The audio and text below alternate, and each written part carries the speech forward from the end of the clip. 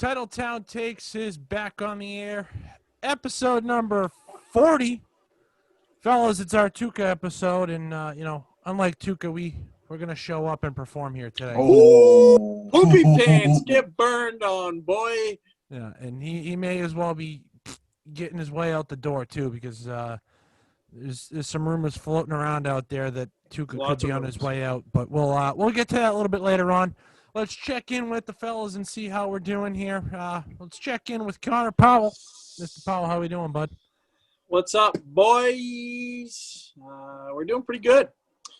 Another day, another dollar in this 2020 paradise that we're living in. Hockey's over. For all intents and purposes, basketball is over.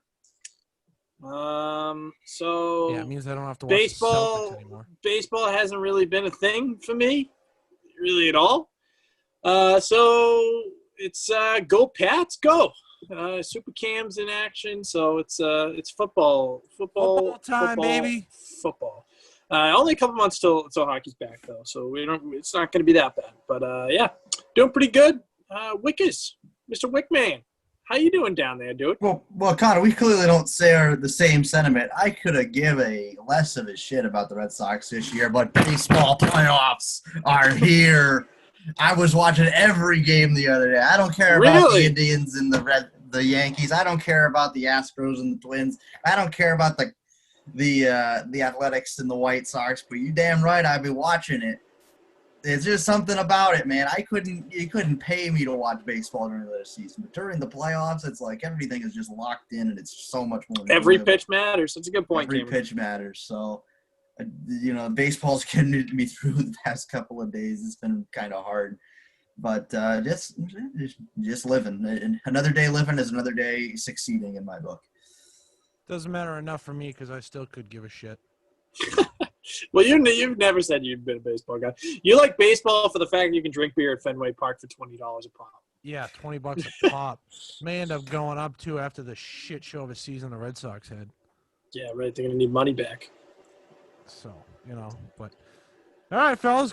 Connor, you mentioned it. Football season now in full swing. Let's talk some pigskin. It's football time. The game is on. We'll start out with a recap from this past Sunday's game against the Las Vegas Raiders. Still weird to say the Las Vegas Raiders.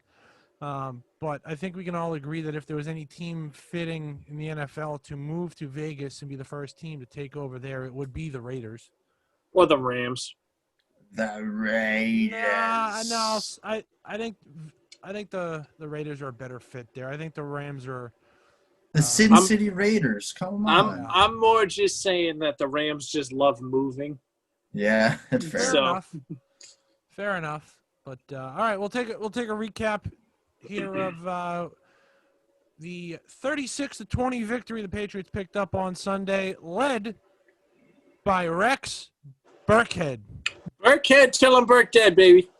Burkhead had quite an afternoon as he piled up 49 yards on 6 carries. I wouldn't exactly call that piling up, so I'll take that back. But he had 3 touchdowns, 2 on the ground and 1 out of the backfield as well on the receiving end.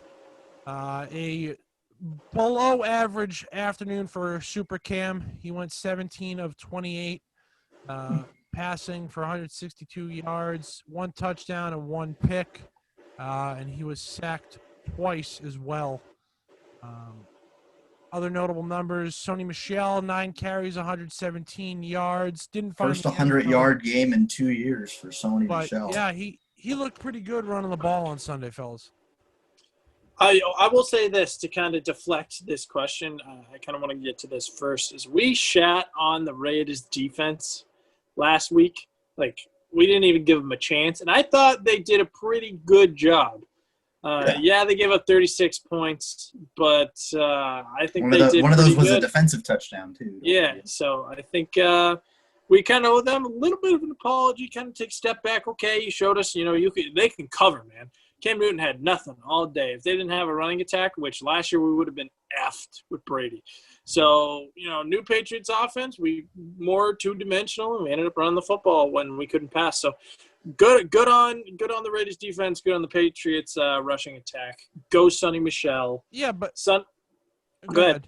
No, go ahead. You finish your thoughts. I was just gonna say Sonny Michaels is back.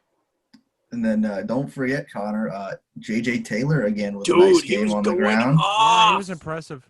Little King. 11 carries for 43 yards for the little man. The little guy, as Tommy would put it, or Tommy Heinsohn. I thought Nikhil had a good day. There was one play, Zuber. Isaiah Zuber on the end around. I think that was his only touch, but 15 yards on the end around was good. Fast. 13. I thought it was another team effort, another team victory. Dietrich Wise forced a fumble, recovered the fumble, got the touchdown. There's a stat for you. Hit the over, baby. And everyone hit the over. Is there any part of you guys that feels bad for Julian Edelman? What do you mean? Oh, I feel like all his friends are gone. Like he's at a school where he made all these friends freshman year, and then as the years went on, his friends all transferred to different schools, and he's the senior, and he's just all alone. I don't know how we feel about it, but he just seems like he doesn't seem like the same player. He's like not on the field, but just personality wise. He just seems to be a little bit he put it out, I mean, happily miserable is how he phrased it. But it's not his team. I don't know. I think that's the best way to put it. I think he might know that it's not his team anymore. And then just the camaraderie between all the players. Every time CBS showed the sideline, like Wise was on the sideline, everyone was getting hyped for him and jumping around him. You had the gif of Harry telling Cam something, and then Cam being like, bruh, and sliding off the bench. Yep. And, it's just this team, I don't know, for a team that hasn't had a lot of time to come together and coexist, especially with no preseason. I mean, I'd hate to say it, but, the tragedy with James White, I'm sure that's helped speed up the process. They're all a family, and, they said after the game that the last two games were for James and his family, so. They played well in both games. Everyone's, they're a family, and it's nice to know that they haven't missed a bet. And especially heading against next week's matchup, it's nice to see that everyone's clicking. Yeah. Before we touch on this week's matchup, I do want to just go back to the Vegas game for a moment. We talked about how good the Patriots' running game was on Sunday, but I think one thing that needs to be addressed on the other sideline, how much of a freaking idiot is John Gruden as a head coach? Go on. He just completely gave up running the ball. I know Josh Jacobs was running all over the place. That is true. They were running the ball down the Patriots' throat, and as soon as they got behind a score, all of a sudden Gruden went into full-on panic mode, and was like, "Oh no, forget the running game. We're running it down their throats, but nope, it's time to start airing it out. Yep. Yeah. Okay, chuck it. Here we go. Chuck it. Incomplete. Chuck it." John Gruden. Well, when you're behind, you have to throw the ball. They were down a score. I feel like that's a little bit of the Patriot effect too. And Renfro was tearing it up through the air, so why not go to the air? Yeah, I mean, I'll throw it to you in a second. Felger on Monday said it perfectly. That was as Patriot of a game as it could be. You wait for the other team to throw up all over themselves because they're coming into Gillette playing the Patriots. You wait for them to throw up all over themselves, and then you just take off and hide. It's a real thing, man. That's what they did.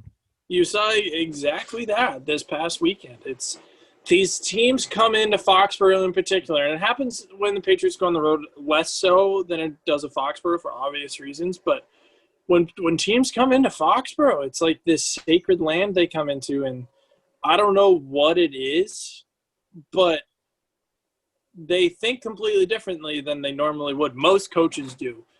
That is. Obviously, there's some coaches that, have the Patriots number, I would say, like not John Gruden, John Harbaugh. Yep. But, they got down a score, and we're like, oh, shit.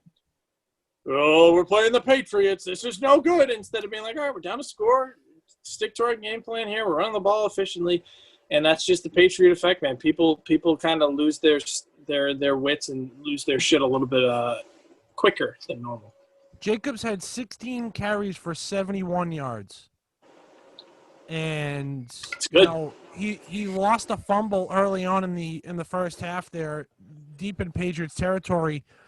And if we're being completely honest here, fellas, I think the referees got that call wrong. Yeah. Yeah. He fell on top of the ball and got the ball back, but you know, then the whole there are no rules in a pig pile for a fumble. Right. Somehow the Patriots were the ones to pull the ball away or whatever at the last second, and that's all the refs saw. Yep. So I mean that kind Who of came out with the ball? That kind of cost them early, and I feel like after that the tides kind of started to turn. In the words of Teddy Bruschi, they ain't got it. I thought you were gonna go with you're coming in. More change the rules. Foxborough. Change them. No, It's not cold yet. It's not cold. It's not cold. Foxborough. It's gonna be cold. It's gonna No, be. it wasn't cold. It Well, wasn't loud. It's going to be It wasn't cold. snowing. You want to change the rules? Change them. It wasn't snowing. It wasn't loud, and it wasn't cold. And that's what we do. But very gray day. But let's build a little bit off of what we saw this week, and as we get set to see the Patriots take on a Kansas City team that just absolutely demolished The Ravens. a Ravens team. Ravens are trash. every time the Ravens are in a big game, they lose. They're trash. Well, see, the thing with the Ravens, right, is their offense is built to play it from ahead.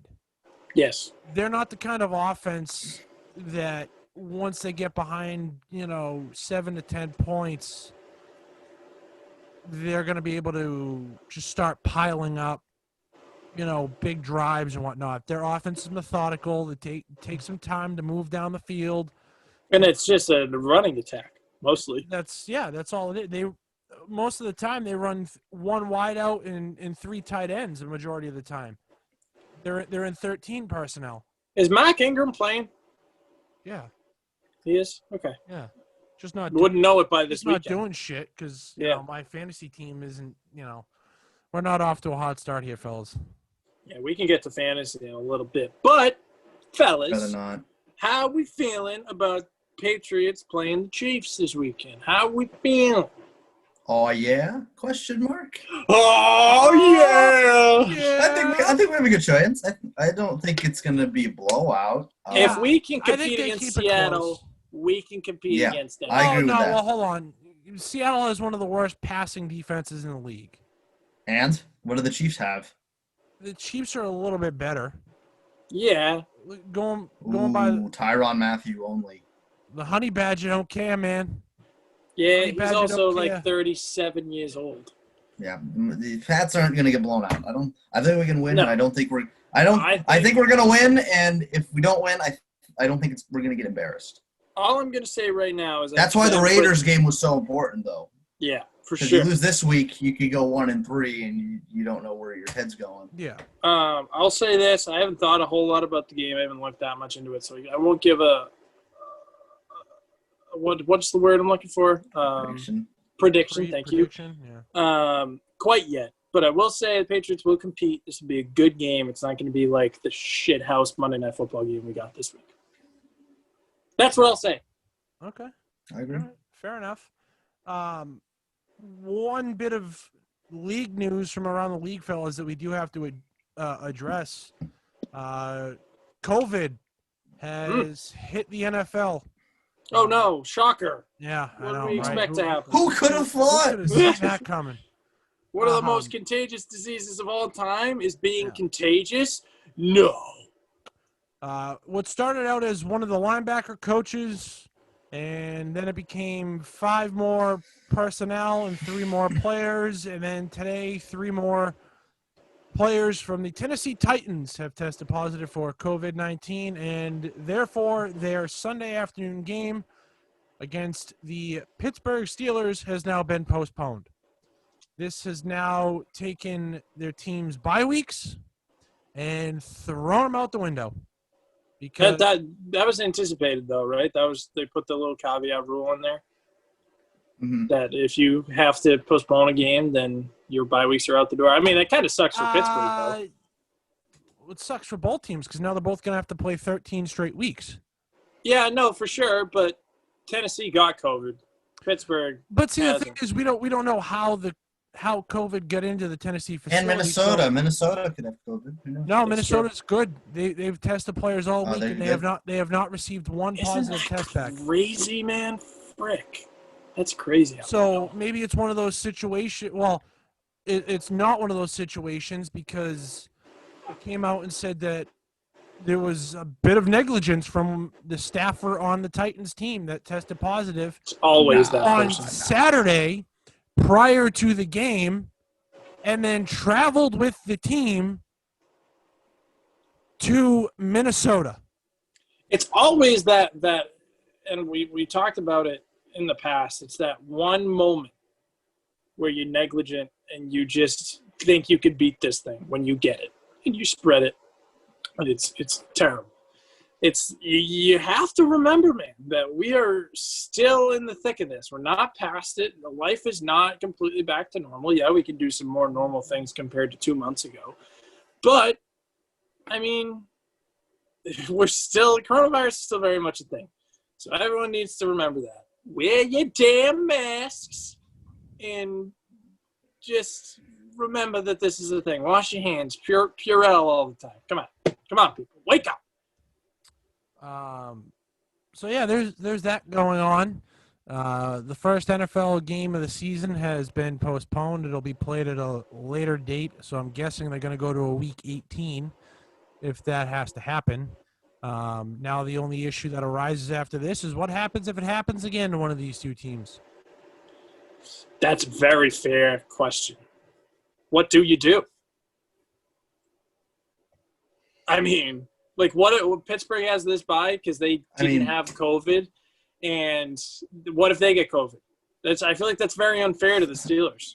Theoretically, I mean, you could do what baseball does, or you can't play a doubleheader. No. Let me finish the damn thought. Finish All right, the damn thought. Go ahead. You could do what baseball or hockey does. If a game is postponed to a certain point, if you get down to the end of the season and it doesn't matter for standings, you don't have to play it.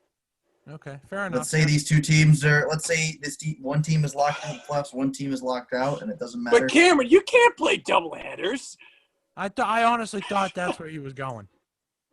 Mea culpa, Cameron. Mea culpa. Okay.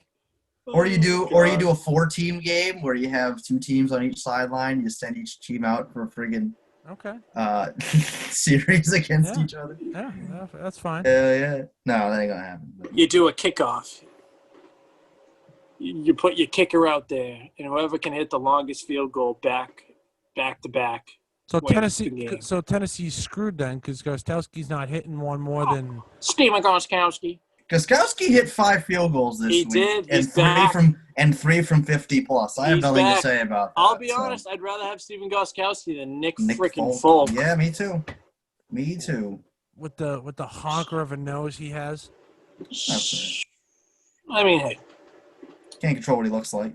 Yeah, it's true. You come out that way. I know. Yeah. All right, fellas. What do you got for predictions on Sunday? Connor said he wasn't going to make a prediction. I'll think of it. You guys go first. I'll think of it.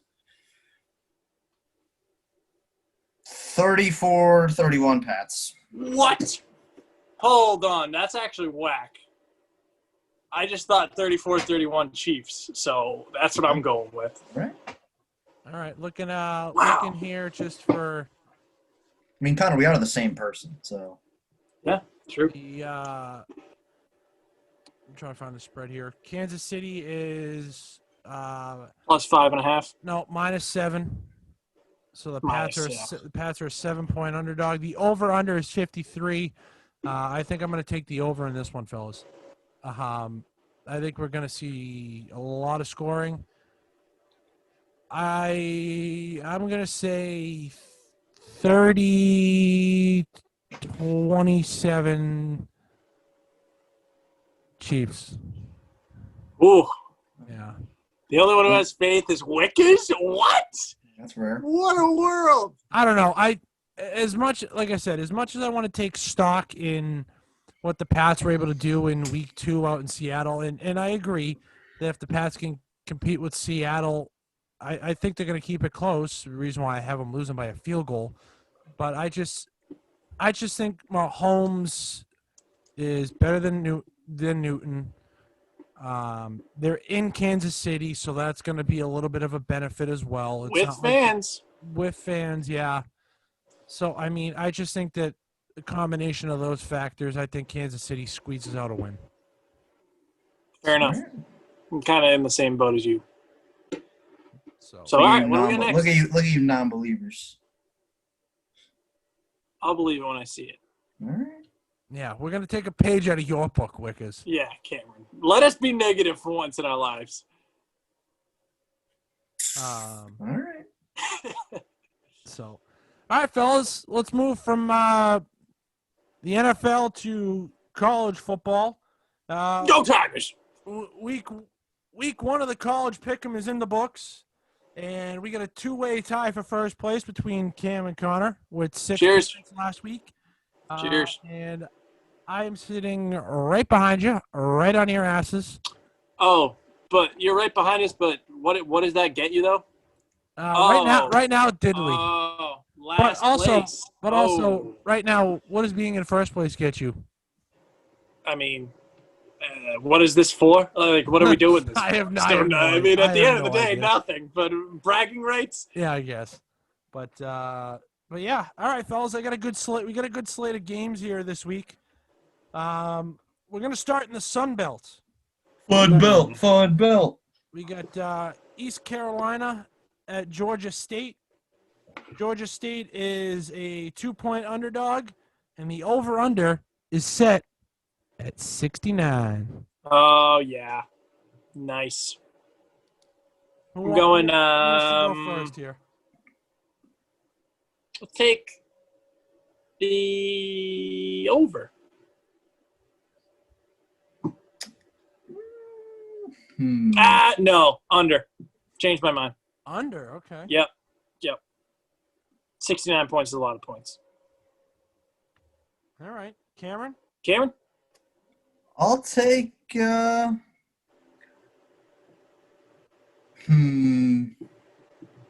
Because we're in spooky season, I think I have to take the Pirates. Hashtag too spooky.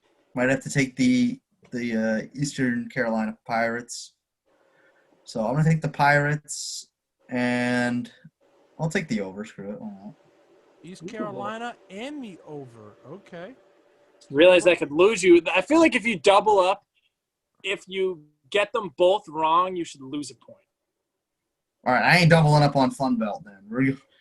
I'm just going with the Pirates. Oh, hold on. Because if there's no repercussions, I'll just say 3 things and hope that 3 of them hit.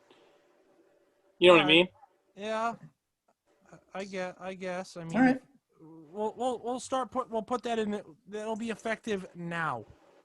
We'll Yeah. keep last week the way it was. Moving forward, if you take 2 and you get one of them wrong, You miss. You get nothing. Yeah. How about that? Right.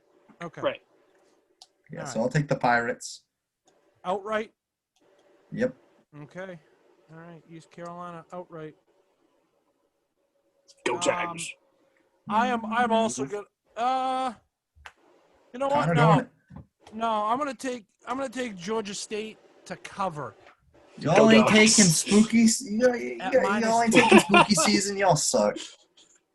Yeah. Hey, I took the under. I'm not taking anybody. I don't know enough about those 2 teams. I'm taking spooky touch that season. game. I gotta pick teams. I don't care about the over under. I can give a shit about that. But I like. I'm trying to picking win teams. here, Cam. I'm trying to win. I'm taking Georgia State at -2.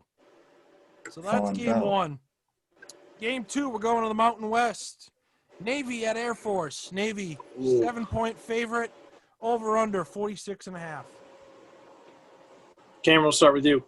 Go Falcons. That's part of the reason why I picked this game, Cameron. Go Air Force.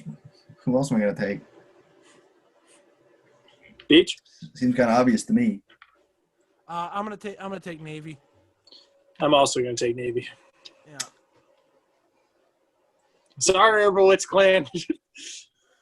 You are unbelievable. Just unbelievable. Sorry, not sorry. Uh-oh. Connor, The Padres have bases loaded. Damn. Connor, are you taking them outright or are you taking them to cover? I'll take They're -7, so they have to win by a touchdown. I'll take them to cover. Yeah, I'm taking them to cover too. All right, that's game number 2. Game number 3, going to the Big 12. TCU in Texas. Huck 'em! Sorry, number 9 Texas. Texas, Huck 'em! 12-point favorite. Over/under 63. I'll take Texas, but I won't be super confident about it. Their defense sucks. I'm taking the freaking over in this game. Yeah, I think the over. Yeah, of course. Texas. You know what? Over. Texas in the over. Huck 'em. All right. Oh, he's doubling up. Huck 'em. Hook 'em damn horns. Because I heard a rumor, guys. Oh, And Connor, do you know what that rumor Cameron? is? What's that rumor, Cameron? Tell me. I heard that Texas is back. They're back. They're back, baby. Huck 'em. Okay, Cam, cool. Okay, cool. Hook 'em. You just taking them just to win outright? I'll take Texas in the over. I'm not afraid to double up. Huck 'em. How can you not take Texas, Ian? We get that Longhorn hat in the background. And they're back. I'm taking them. I'm taking the over, and I'm taking them to cover. Woo!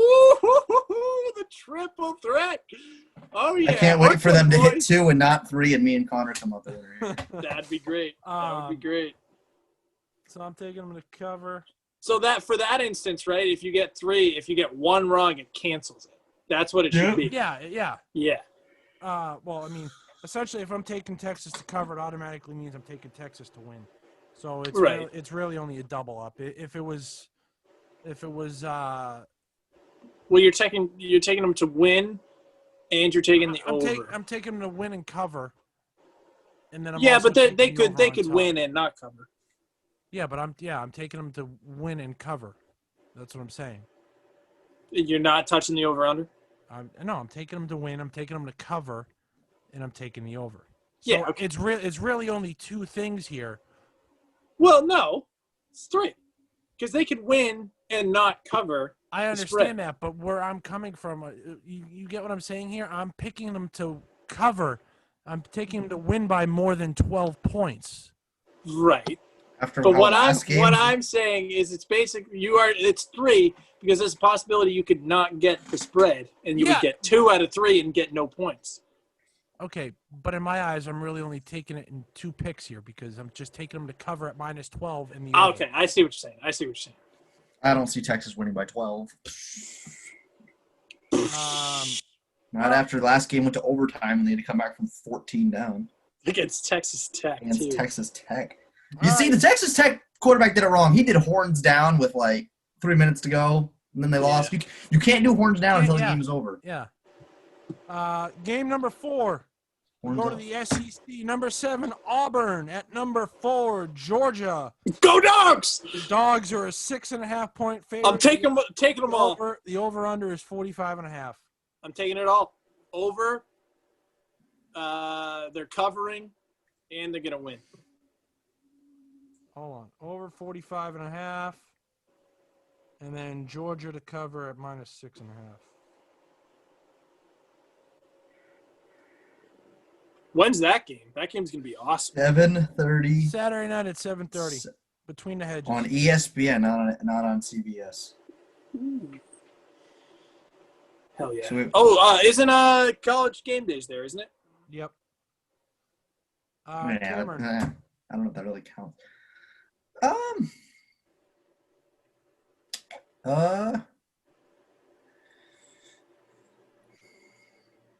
Give me the Tigers because Bo knows. War goddamn eagle. Give me Auburn and give me Auburn in the over. Actually, no, give me Auburn and Bo Nix hits up 3 touchdowns. Ooh.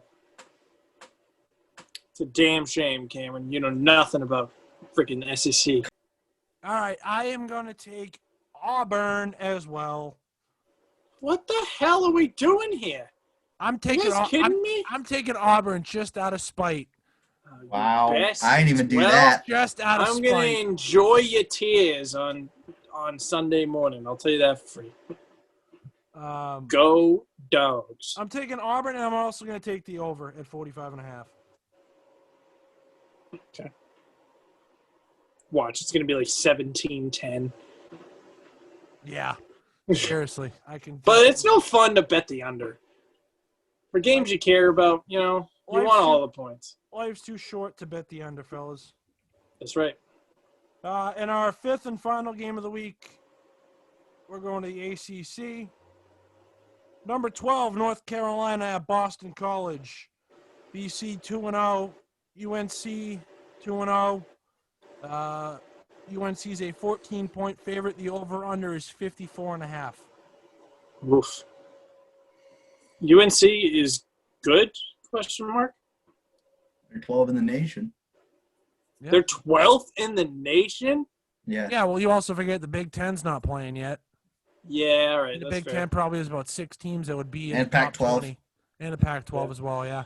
I'm gonna take. I'll let you guys go first. I gotta, I watched it with my buddy CK. I watched him play Texas State, and my man was having heart palpitations against Texas State. Seeing their BC's kicker nail the game winner. I'm not gonna say the over, the under, the cover, the spread, the whatever. I'm taking this 1-for-1. I'm gonna say that BC gets the upset against North Carolina straight up. Because if I lose, I only lose a point. BC outright. Cam, we'll do this. BC pulls off the upset, we'll give you an extra point. Yeah, 2 points. Okay. I'm taking. What's the over/under? The over-under, 45.5. I'll take the over. Connor's taking the over, 45.5. Yep. And I don't know enough about UNC to say who's going to win. I'm just taking UNC outright. I think it's going to be close, but I don't know. Boston College football is still Boston College football. Fly, Eagles, fly. So I'm taking the Tar Heels of Carolina North. Oh, no, Connor, what is it? Die Eagles die. No, what is it? What do I say when I watch Palace? Eagles. There you go. All right, what is that it? Yeah, That's your 5. That's our college football pick'em for week 2. 5 will make you get down. Get down. Get down on it, burn it, get down on it, burn it. Get down. All right, yeah. So we'll check back in next week when I go 5 for 5 and I'm sitting in first place. Oh, freaking! You're having a laugh over there, mate. Get out of here. All right, fellas, what do you say? We haven't even talked about our interview. We haven't brought it up once. So this would be a great time. Obviously, the Stanley Cup Final wrapped up this week. We'll get into a little bit more of that later on. But the public address announcer for the Edmonton Oilers and the NHL Bubble in Edmonton, Al Stafford, was kind enough to sit down and chat with us as our PA train rolls along. We're going from Vancouver to Edmonton, and this is our 6th stop, right?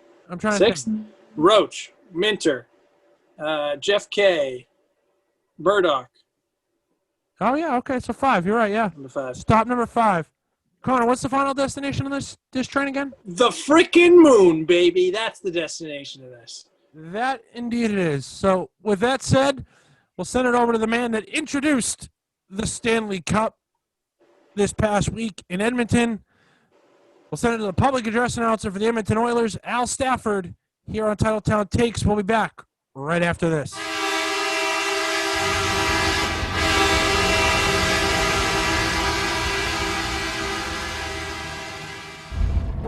Doors now closing. The destination of this train Next stop, Edmonton, Alberta. All right, today's guest is an Edmonton, Alberta resident, but hails from Toronto, Ontario. He has spent a large part of his life behind a microphone.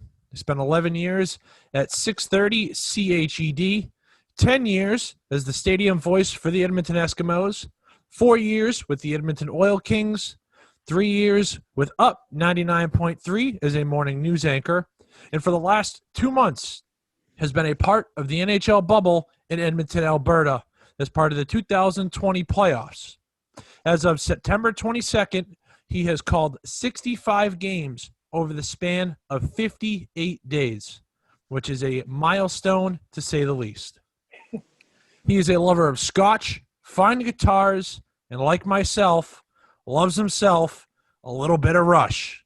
It is our pleasure to welcome to the Titletown Takes podcast the public address announcer for the Edmonton Oilers, Mr. Al Stafford. Al, thanks for joining us. Oh, my goodness. Great to be here. And I got to tell you, I've got a long-time connection to Boston because as a kid, when Bobby Orr broke into the NHL, that's the day I became a Bruin fan. So I've always kind of felt a kinship Wow.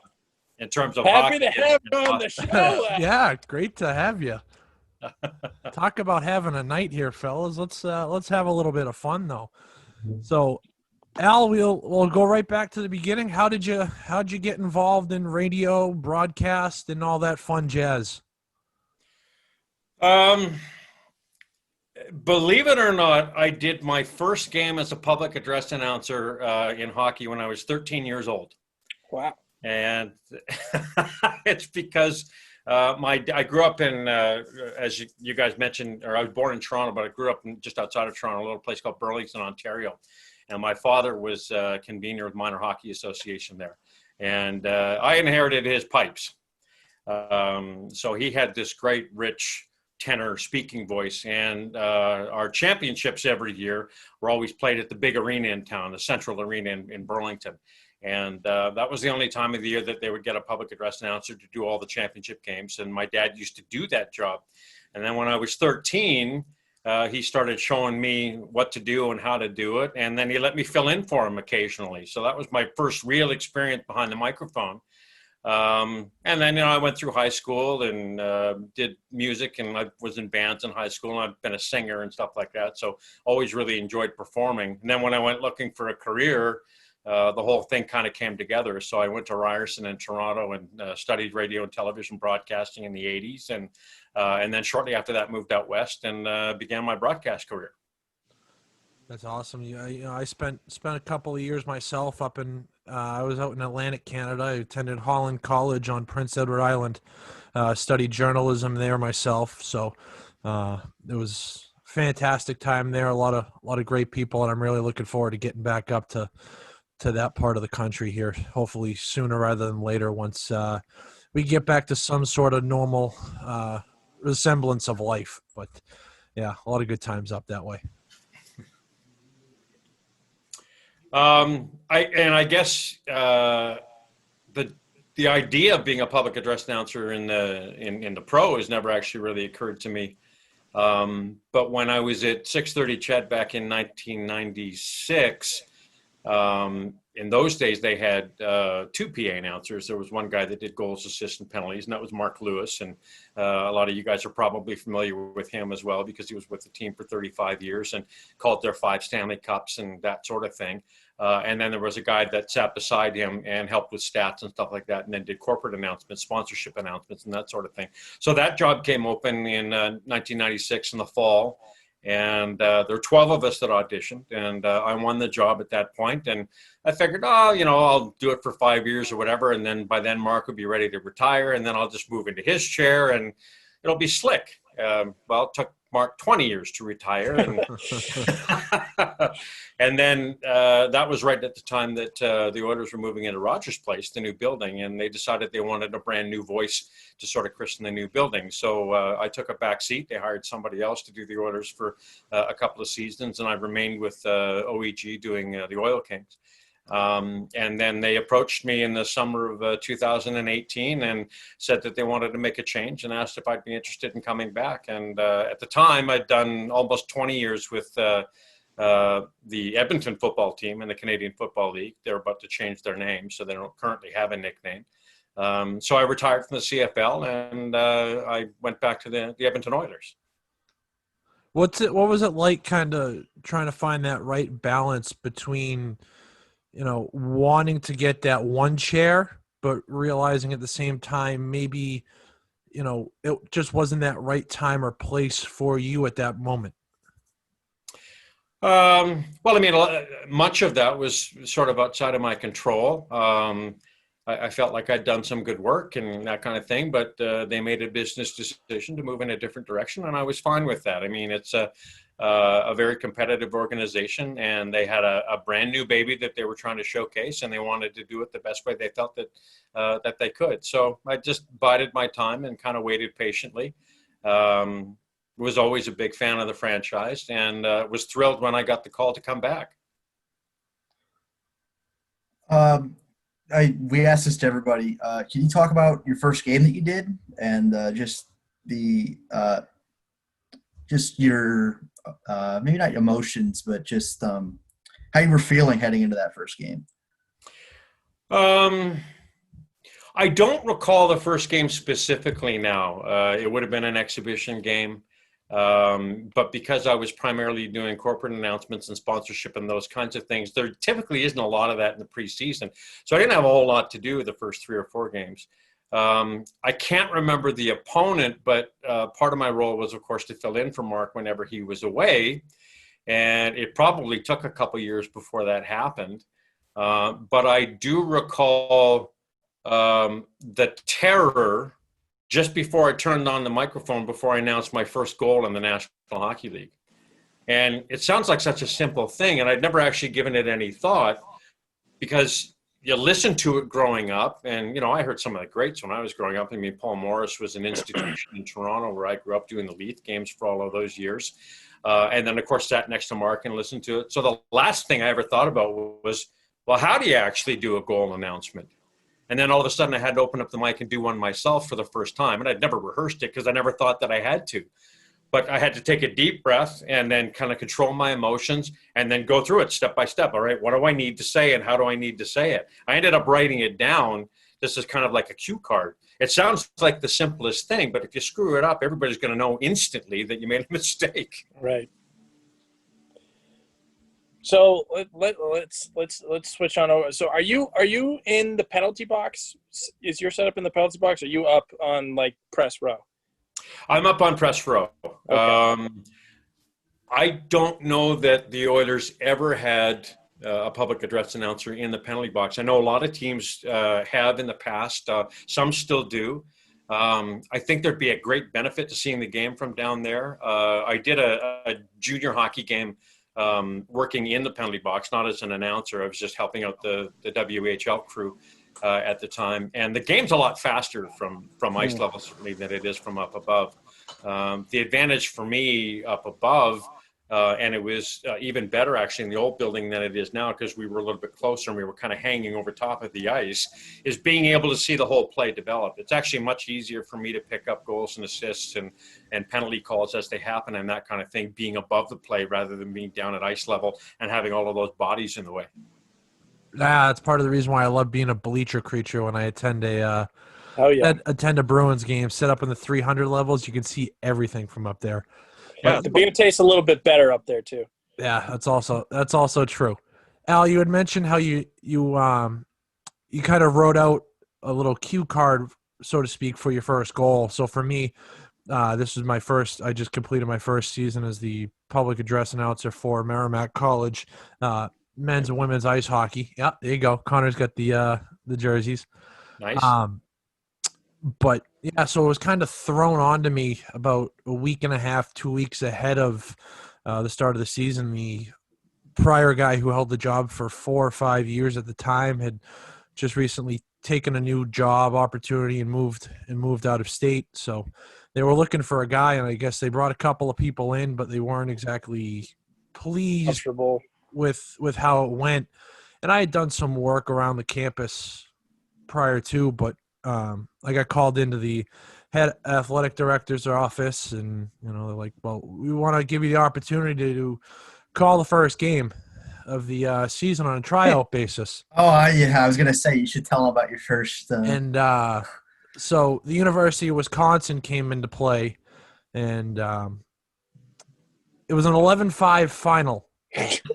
So I had a lot of practice with how I was going to go about with my cadence for calling both home and visiting goals for the season. And, about 4 or 5 days later, prior to the next weekend's action, I got the call back into the office, and they said, congratulations, we're going to give you the job for the remainder of the season if you want it. And I was like, absolutely. I'd be at the games anyways. I had spent 3 years prior driving the Zamboni, working the games, doing that stuff. So I was there anyways. I'm not going to break the streak now. I got the job, and now here I am just waiting for the confirmation of when and how college hockey season is going to look down here in the States for the upcoming season. So it was definitely one of those things, but I like you had prepared, I wrote out a little script, blank goal scored by number so-and-so, and then assisted by, and then, 2 blank spaces, and then it was a time for the slot, a slot for the time.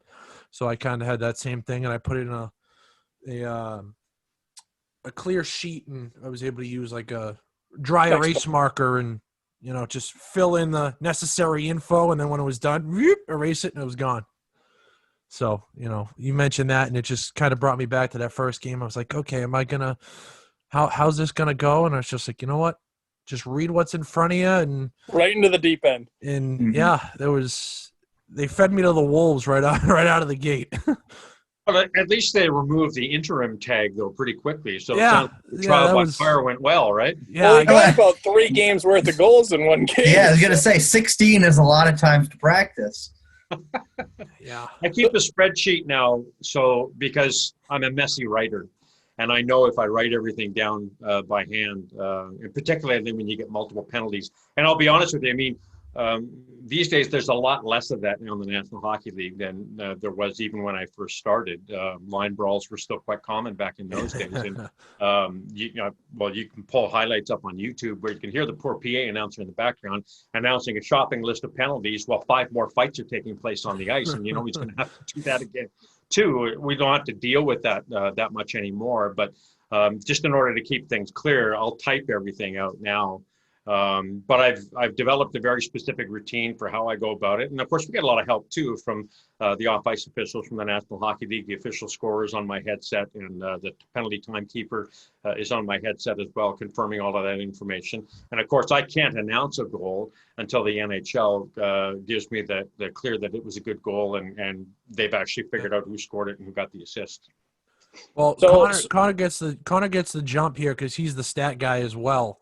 But yeah. for us, I'm down in the box between the two penalty benches, and it's myself and the timekeeper to my left, and I have a headset on, and there's a little telephone down in front of me, and as soon as a penalty or something is called, I hear the telephone ring. He's like, Ian, what do we got?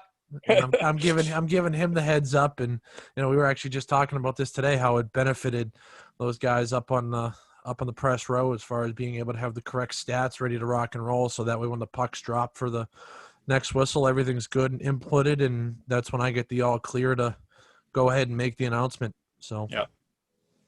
So Al, for you, I mean, Ian just talked about the 11-5 game. Is there like a super crazy game that you had to call that comes to mind that you wouldn't mind telling us about? I mean, I'm sure there's been a lot, but is there one game that kind of sticks out in your head that kind of crazy, like an 11-5 score, or some crazy stuff happened in it? Well, difficult to say. I mean, in terms of going back in my memory, and of course I sat through a lot of games where I wasn't calling goals and assists. Right. So, I saw a lot of that. I've actually kept a running tally of how many games I've done. And actually, I'm pretty close to 1,000 now in the National Hockey League. You get a gold. You get a gold stick for that. Well, wouldn't that be nice, right? Yeah. So no, golden microphone. There you go. So a lot of those games actually Mark called, but a couple come to mind here, just in the Stanley Cup playoffs from this year.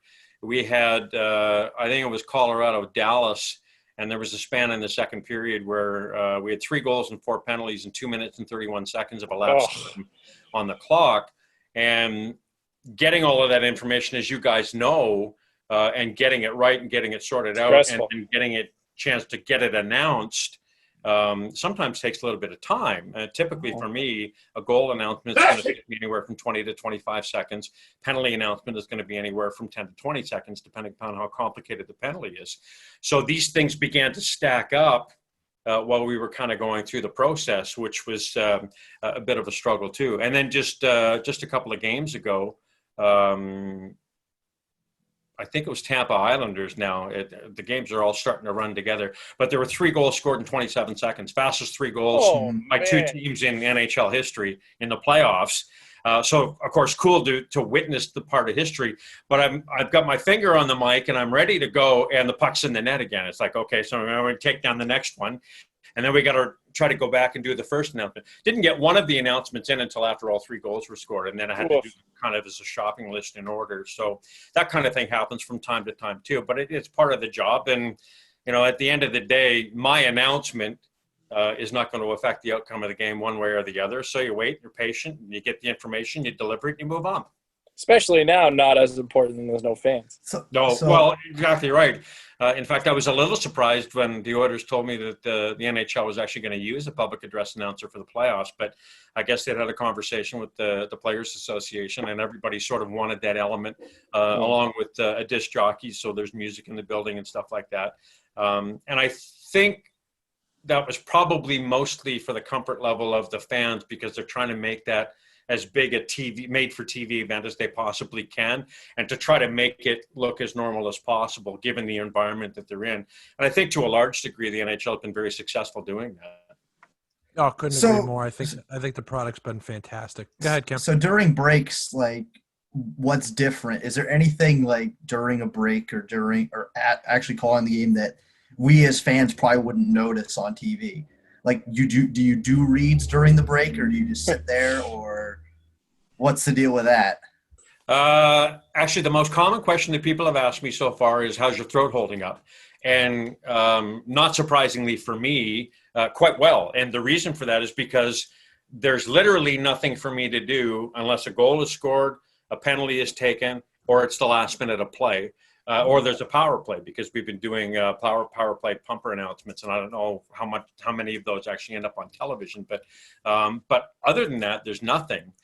During a normal NHL game at Rogers Place, when I'm just doing the Oilers, most nights I can't get a bathroom break, even between periods, because I'm doing a number of reads and stuff like that. Even during the intermissions, there's reads during commercial breaks and all that kind of stuff.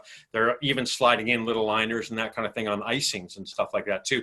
So it's a lot busier being a public address announcer for a regular NHL game with fans in the building than it is now. Now, you talked about, people always asking you, like, how's your voice hanging up? But, when we're working for the college team that we work for, and we'll do a double header, just the men's and women's ice hockey game that day. I know after the men's game, we're pretty gassed mentally, like physically fine, but mentally we're pretty beat, just because how straining it is. Like, you were on it the whole game, just for 60 minutes, you were on it. So for you, I mean, when you were doing 3, maybe 4 games a day, how are you mentally after, like, leaving the rink and having to go home after that? How was that for you? Well, 3 was the maximum. And Connor, I'm glad you brought that up, actually, because this is the thing that a lot of people find puzzling about the job. You don't watch the sport you're working as an announcer the same way that you would as a fan. You don't, no. Right? Your concentration level is intense as soon as they drop the puck and what plays underway, because you're trying to pick up and absorb everything. And then when something happens that's going to require what it is that they've hired you to do, then you go into, that reflex mode where you're starting to put things together. I never see, or almost never see, replays. I might get the last one before they actually drop the puck to start play again. And quite often I'll leave a game and I'll get a phone call from a buddy or something like that, or I'll come home and I'll talk to my wife and say, well, how was the game? Well, it's fine. So who won? And I got to stop and think about it. And if someone just asked me the final score most nights, I'm not even sure that I could tell you, because I'm not watching the game for that, right? But fans that go to the game, they leave the game and the Oilers won 5-3, and that's all they're talking about the next day. But for me, it's an entirely different environment, and you guys would understand that too. So mentally, it's draining. The good thing, though, even when we were doing 3 game days, and I didn't have to do too many of those, there was always a break in between, and then about 90 minutes before puck drop for the next game, game ops would sit us all down again, and we would go through the necessary elements to get ready for the next game. So it was a bit of a reset, and then we'd take 15 to 20-minute breather or whatever. They'd drop the puck and away we'd go again. I can't even imagine. I mean, speaking from a fan's perspective of, just back when all this started, the ongoing conversation amongst the three of us was, are we going to see hockey again? When are we going to see hockey again? And Cameron was of the mindset, oh, no, I don't think we're going to see a season. We won't see something until the 2020-21 season, comes back around, if and when that happens. But it was just pure enjoyment from noontime till 1, 2 o'clock in the morning sometimes, nonstop hockey. I mean, and you already spoke a little bit to it.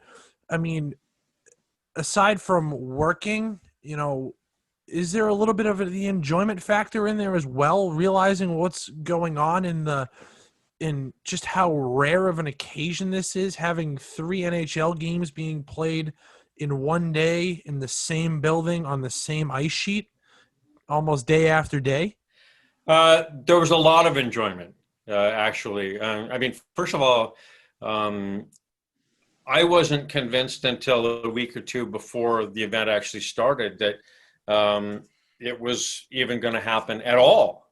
There have been so many variables with what's going on with COVID and that kind of thing. It's been a very difficult thing for everybody to sort of figure out what happens next and how do we deal with that when that comes up. I thought the bubble idea was great, but I honestly didn't think they were going to put a bubble in Edmonton and Toronto. In fact, for the longest time, what I was reading in the newspapers was that Vegas was a primary candidate for one of the bubble slots. I don't know how the final decision was actually made. I don't know how they arrived at that. I suspect it probably had something to do with the number of cases that were happening in those various jurisdictions as they were kind of going through the process. And Edmonton, Toronto made the most sense at the time. But right up until the first day, I was like, all right, well, if we go ahead, that's great. But I fully anticipated that it might have to stop because, there might be a breakout somewhere or something like that. So it was a little bit until I actually warmed up to, the fact that the event was taking place as far as that goes. But being able to watch 6 different teams play on the same sheet of ice in the same day in games that all meant something, and we're going to mean something down the road in terms of determining a champion, I think was delightful from my perspective. And as we continued to get into the tournament, and I said this to a couple of people as well, I've never been on the road as a reporter. I've worked a long time in radio and in television, but never traveled with a team like the print guys do and like some of the television guys do. So I've never had the opportunity before to see every game in a series. Yeah. Live, right? That's pretty cool. You do the home games, but then you'd watch the games on the road. And then, of course, the other thing is because everything has sort of been telescoped, there's something to do every day. And that's been exciting, too. It's like, who we've got tomorrow. Although I did catch myself on more than one occasion walking into the control room at the arena going, what day is it today? Oh, it's Thursday. Okay, yes. It's hockey. Because they all got to be the same after a while. Can you kind of just take us through what the process is for you when you do have to go into the bubble and what rules and regulations have been implemented by the National Hockey League to assure that the integrity of that bubble remains as secure as it has? I mean, what they have done up until this point it's mind-boggling to have 0 positive tests amongst all the thousands of tests that they have put out since both the bubbles in Edmonton and Toronto have kicked off. I mean, it speaks wonders to the process and just the commitment that Gary Bettman and the rest of the league took, and how they knew the severity of this and they didn't want it to ruin the brand. Yeah, and you're right too. And just speaking to that point, I mean, my hat's off certainly to the National Hockey League and for the plan that they developed, the governments both of Alberta and Ontario, for the work that they did in order to help secure those areas. The cities of Toronto and of Edmonton as well, and the politicians that work in there, ensuring that those things were all looked after. The hockey clubs, the Oilers and the Toronto Maple Leafs, and providing the infrastructure necessary in order to make that happen, and putting together a plan where you could actually keep the important players and what have you encapsulated in there, I think was nothing short of brilliant. When they first announced that Edmonton was going to be one of the bubble cities, I had thought that maybe that I would end up being in the bubble as well. And then I was told that no, I wouldn't have to be. Of course, the players are, the officials are, the league officials are, and a good chunk of the production staff are also, and the NHL off-ice officials. But because of where we're located in the building, it was less important for us to be isolated with them. It was very important, however, for us to make sure that we were looking after our own health outside the bubble and doing everything necessary to make sure that we didn't get sick, because if we had a positive test, we're out. Every position had a backup. Mark Lewis, the old PA announcer, was doing a little bit of work early on in the tournament as well. And if I'd gotten sick, no doubt in my mind that Mark would have taken over my place and he would have run the rest of the tournament. So I wanted to make sure that didn't happen. Now, as for the process itself, I come in the employee entrance on the north side of Rogers Place. They take my temperature. They go through a checklist of symptoms. Do you have any of this?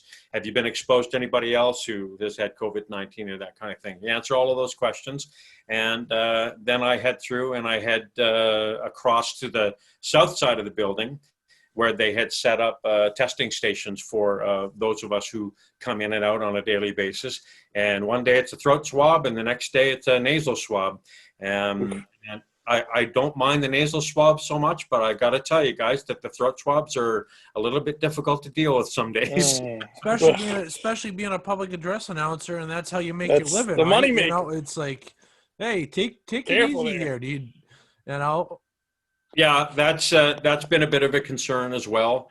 And unfortunately, we were actually in this cycle now because they alternate based on calendar days. It doesn't matter if you worked or not the day before. So if I got a throat swab on a Tuesday, but I don't work again until Thursday, I'm going to get another throat swab. Right? They don't alternate my test. It's one day it's throat, next day it's nasal. If you're off on nasal day, then you don't get a nasal test. That's just how it works. So right now we've been in this pattern where all we've been getting is throat. Oh, man. So everybody's looking forward to Saturday because we get a throat on Friday, but then we get a nasal on Saturday. Oh, there you go. Hell yeah. And we get another nasal. So The little things that get you through the quarantine, right? yeah, absolutely. Yeah, those little joys that we take out of all of that. So, but the testing, I mean, by and large, is not terribly invasive, and it certainly is necessary. And the health professionals that they brought in order to do that have been kind and considerate and very respectful of all of us as well too. And I think they've done a terrific job. I mean, the number of tests that they've had to administer, over the last couple of months is just mind-boggling. Now, I don't know how much you've talked to Mike Ross and the crew out there in Toronto, but I don't know, what have been, do you think, some of the differences on how they handled things in Toronto compared to how you guys have handled things in Edmonton? Is there any differences, or are you guys kind of doing things really similarly? I think for the most part, they have tried to make the product consistent. And there's a lot that goes on at the TV production that I'm not aware of because I'm not a significant part of it. The big stages that they built that sit behind the players' benches and stuff like that are picked up from the cameras at all times. Those are additional screens that they've never had to work with before. So there's lots of extra juggling that goes on when it comes to that kind of thing. They've got the Jitacam, which is the big camera on the arm. Now that hangs over top of the penalty box, and they kind of swing it around and gives it more of it kind of reminds me of watching the World Championships from Europe or whatever. Mm-hmm. Quite often you'll see that look over there, but we've never really seen it much in North America because it would be in the way if fans were actually in the building. So I think for the most part, they've tried to maintain a fair level of consistency when it came to how the broadcast looks. Having said that, there was a game ops person in Toronto who actually came west when the Islanders and the Lightning came out west as well. And she's now assisting the game ops person who's kind of been in charge of us throughout the whole tournament too, and kind of taking the pressure off of him. There were subtle differences in some of the things that they were doing just in terms of execution. I think there have been subtle differences as well in terms of how we've executed some of those elements. And that was really based primarily on what was provided to us by the teams. Vegas Golden Knights, for example, their public address announcer, they always start their goal call differently than we do. And he actually recorded that and provided that to us. And so they would run his voice off the top, and then I would pick it up in the center once we actually got to the number and the name of the player who had actually scored the goal. So there was a bit of a learning curve there in order to handle all of that. Some teams run sound effects after the name of the goal scorer, or a sound effect after the goal call itself. And we've had to adjust to those kinds of things as well. Video elements were a little bit different also. And I think staffing may have been handled a little bit differently in Toronto than it was in Edmonton. And I can't speak to everybody, but I do know that Mike and Simon Bennett, who did terrific work, by the way, split the games pretty much down the middle. In my case, I had asked for all of the games when the tournament started because I'd actually quit a full-time job in order to work the tournament. I just started a job back in June, and I asked them for a leave of absence, and they wouldn't give me one. So I handed in my resignation. So I was looking for as much work as I could get. And I knew that the actual announcing load would be lighter, so it wouldn't be too bad. And as Ian mentioned off the top there, 65 games, I think, so far. So it's going to top out, somewhere close to 70 or something like that. I don't regret doing it for a minute. I mean, it's been a blast, and, just a chance to work that many games in such a short span of time, and so much fun. Yeah, if the series goes the full 7, it'll be 70 exactly. Well, let's all hope for seven games. I think none of us would be complaining about that, I don't think. Especially since the Bruins aren't playing in it this year. Yeah, well, I don't know how that went. So, Al, you always, you're the Edmonton guy, so you see the Oilers play all the time, but you haven't, you don't always see all these different teams play right in front of you. Have you noticed anything? You gained an appreciation for certain players that you wouldn't see on a normal basis? Oh, yes. And I watch a fair amount of hockey, but when I'm not working it, I watch it sort of casually, right? So you'll walk away from the TV, and I'm not really paying that much attention, Sure, we all pay attention to the highlight the real goals or that kind of thing, or the chirps that go on the ice from time to time. But getting a chance to watch these players up close and intensely for such a short period of time, particularly defenseman Cale Makar from the Avalanche has been terrific. Heiskanen from Dallas has been wonderful to watch. Quinn Hughes from Vancouver is going to be a superstar in this league. I'm convinced of it. And Victor Hedman, what a beast. Holy cow. He's as a horse. Yeah, he's got to be an absolute handful for any team to handle. And we've only seen him kind of lately, but I've got a brand new, I always knew he was a good player, but getting a chance to watch him night in and out, night out, I now have, I think, a better sense of just how good he really is. Yeah. I've been on record saying that Makar is the best player I've seen play at a collegiate level, so it was pretty crazy to see him he didn't even miss a step heading into the NHL. No. Other than that own goal he had in Game 4 against Dallas, he was on. Heartbreaking, certainly. Although not the most heartbreaking own goal I've ever seen. I know where you're going. Well, true story, actually. I was working in Calgary when that series started. We're talking about the series in '86, the Steve Smith goal. Yeah. And got transferred to Edmonton in the middle of that series. And I had been covering the Flames down south. And the very first game I saw in what then was Northlands Coliseum was Game 7 in 1986 when the Flames beat the Oilers, and Steve Smith's goal was. Oh my! It was that game. That was an your first introduction. game? Yeah, that was my very first Wow. game in Northlands Coliseum.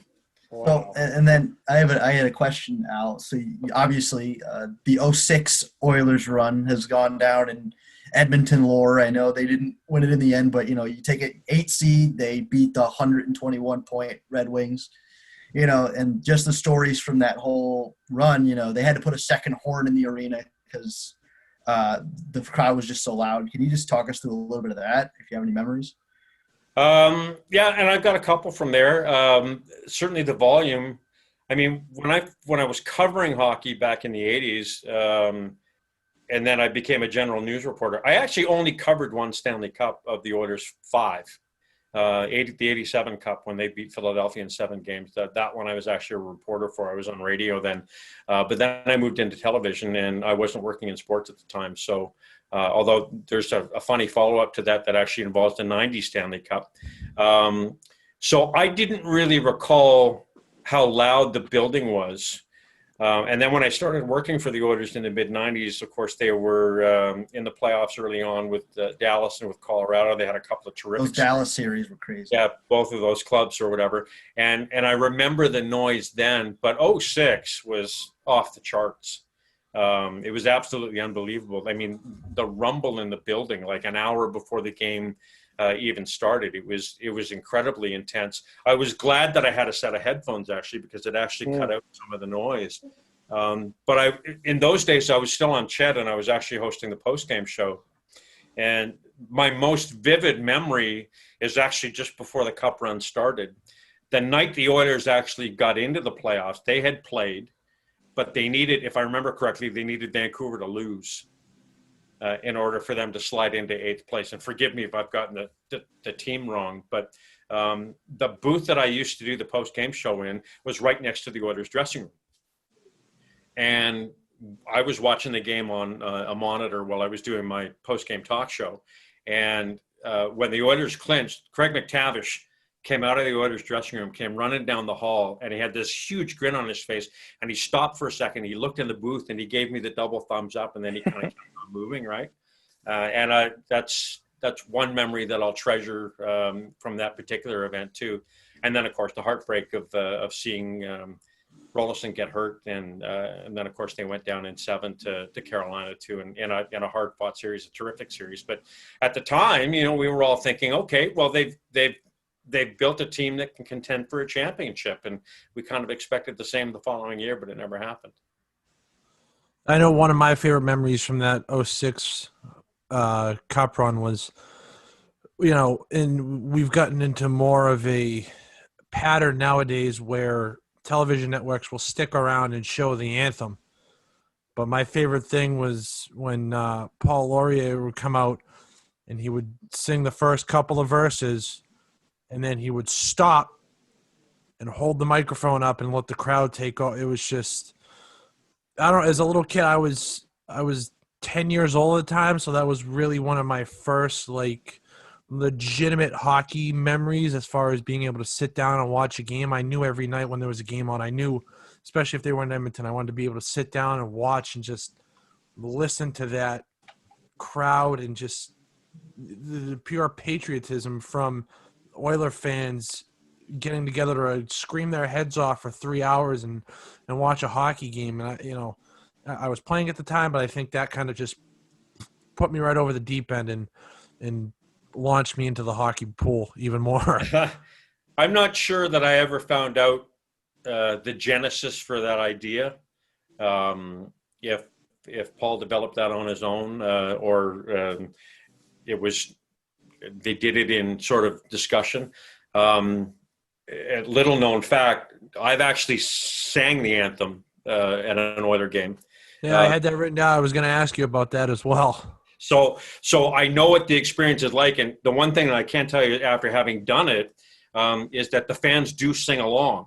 So I'm certain that he was fairly confident that in a ramped up playoff atmosphere like that they were going to pick it up and take it over. But what a magical moment when it happened for the first time. It was just so terrific to see that. It happened again years later. A country singer by the name of Brett Kissel, his mic failed.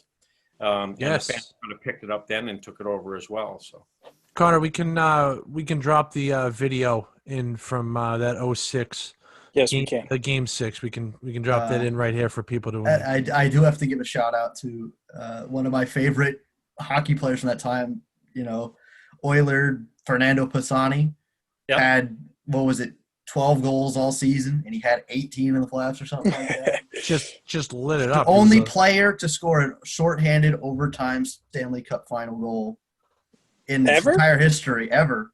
Wow. He did it in Game 5 against Carolina on a 4-on-3 steal off Eric Stahl.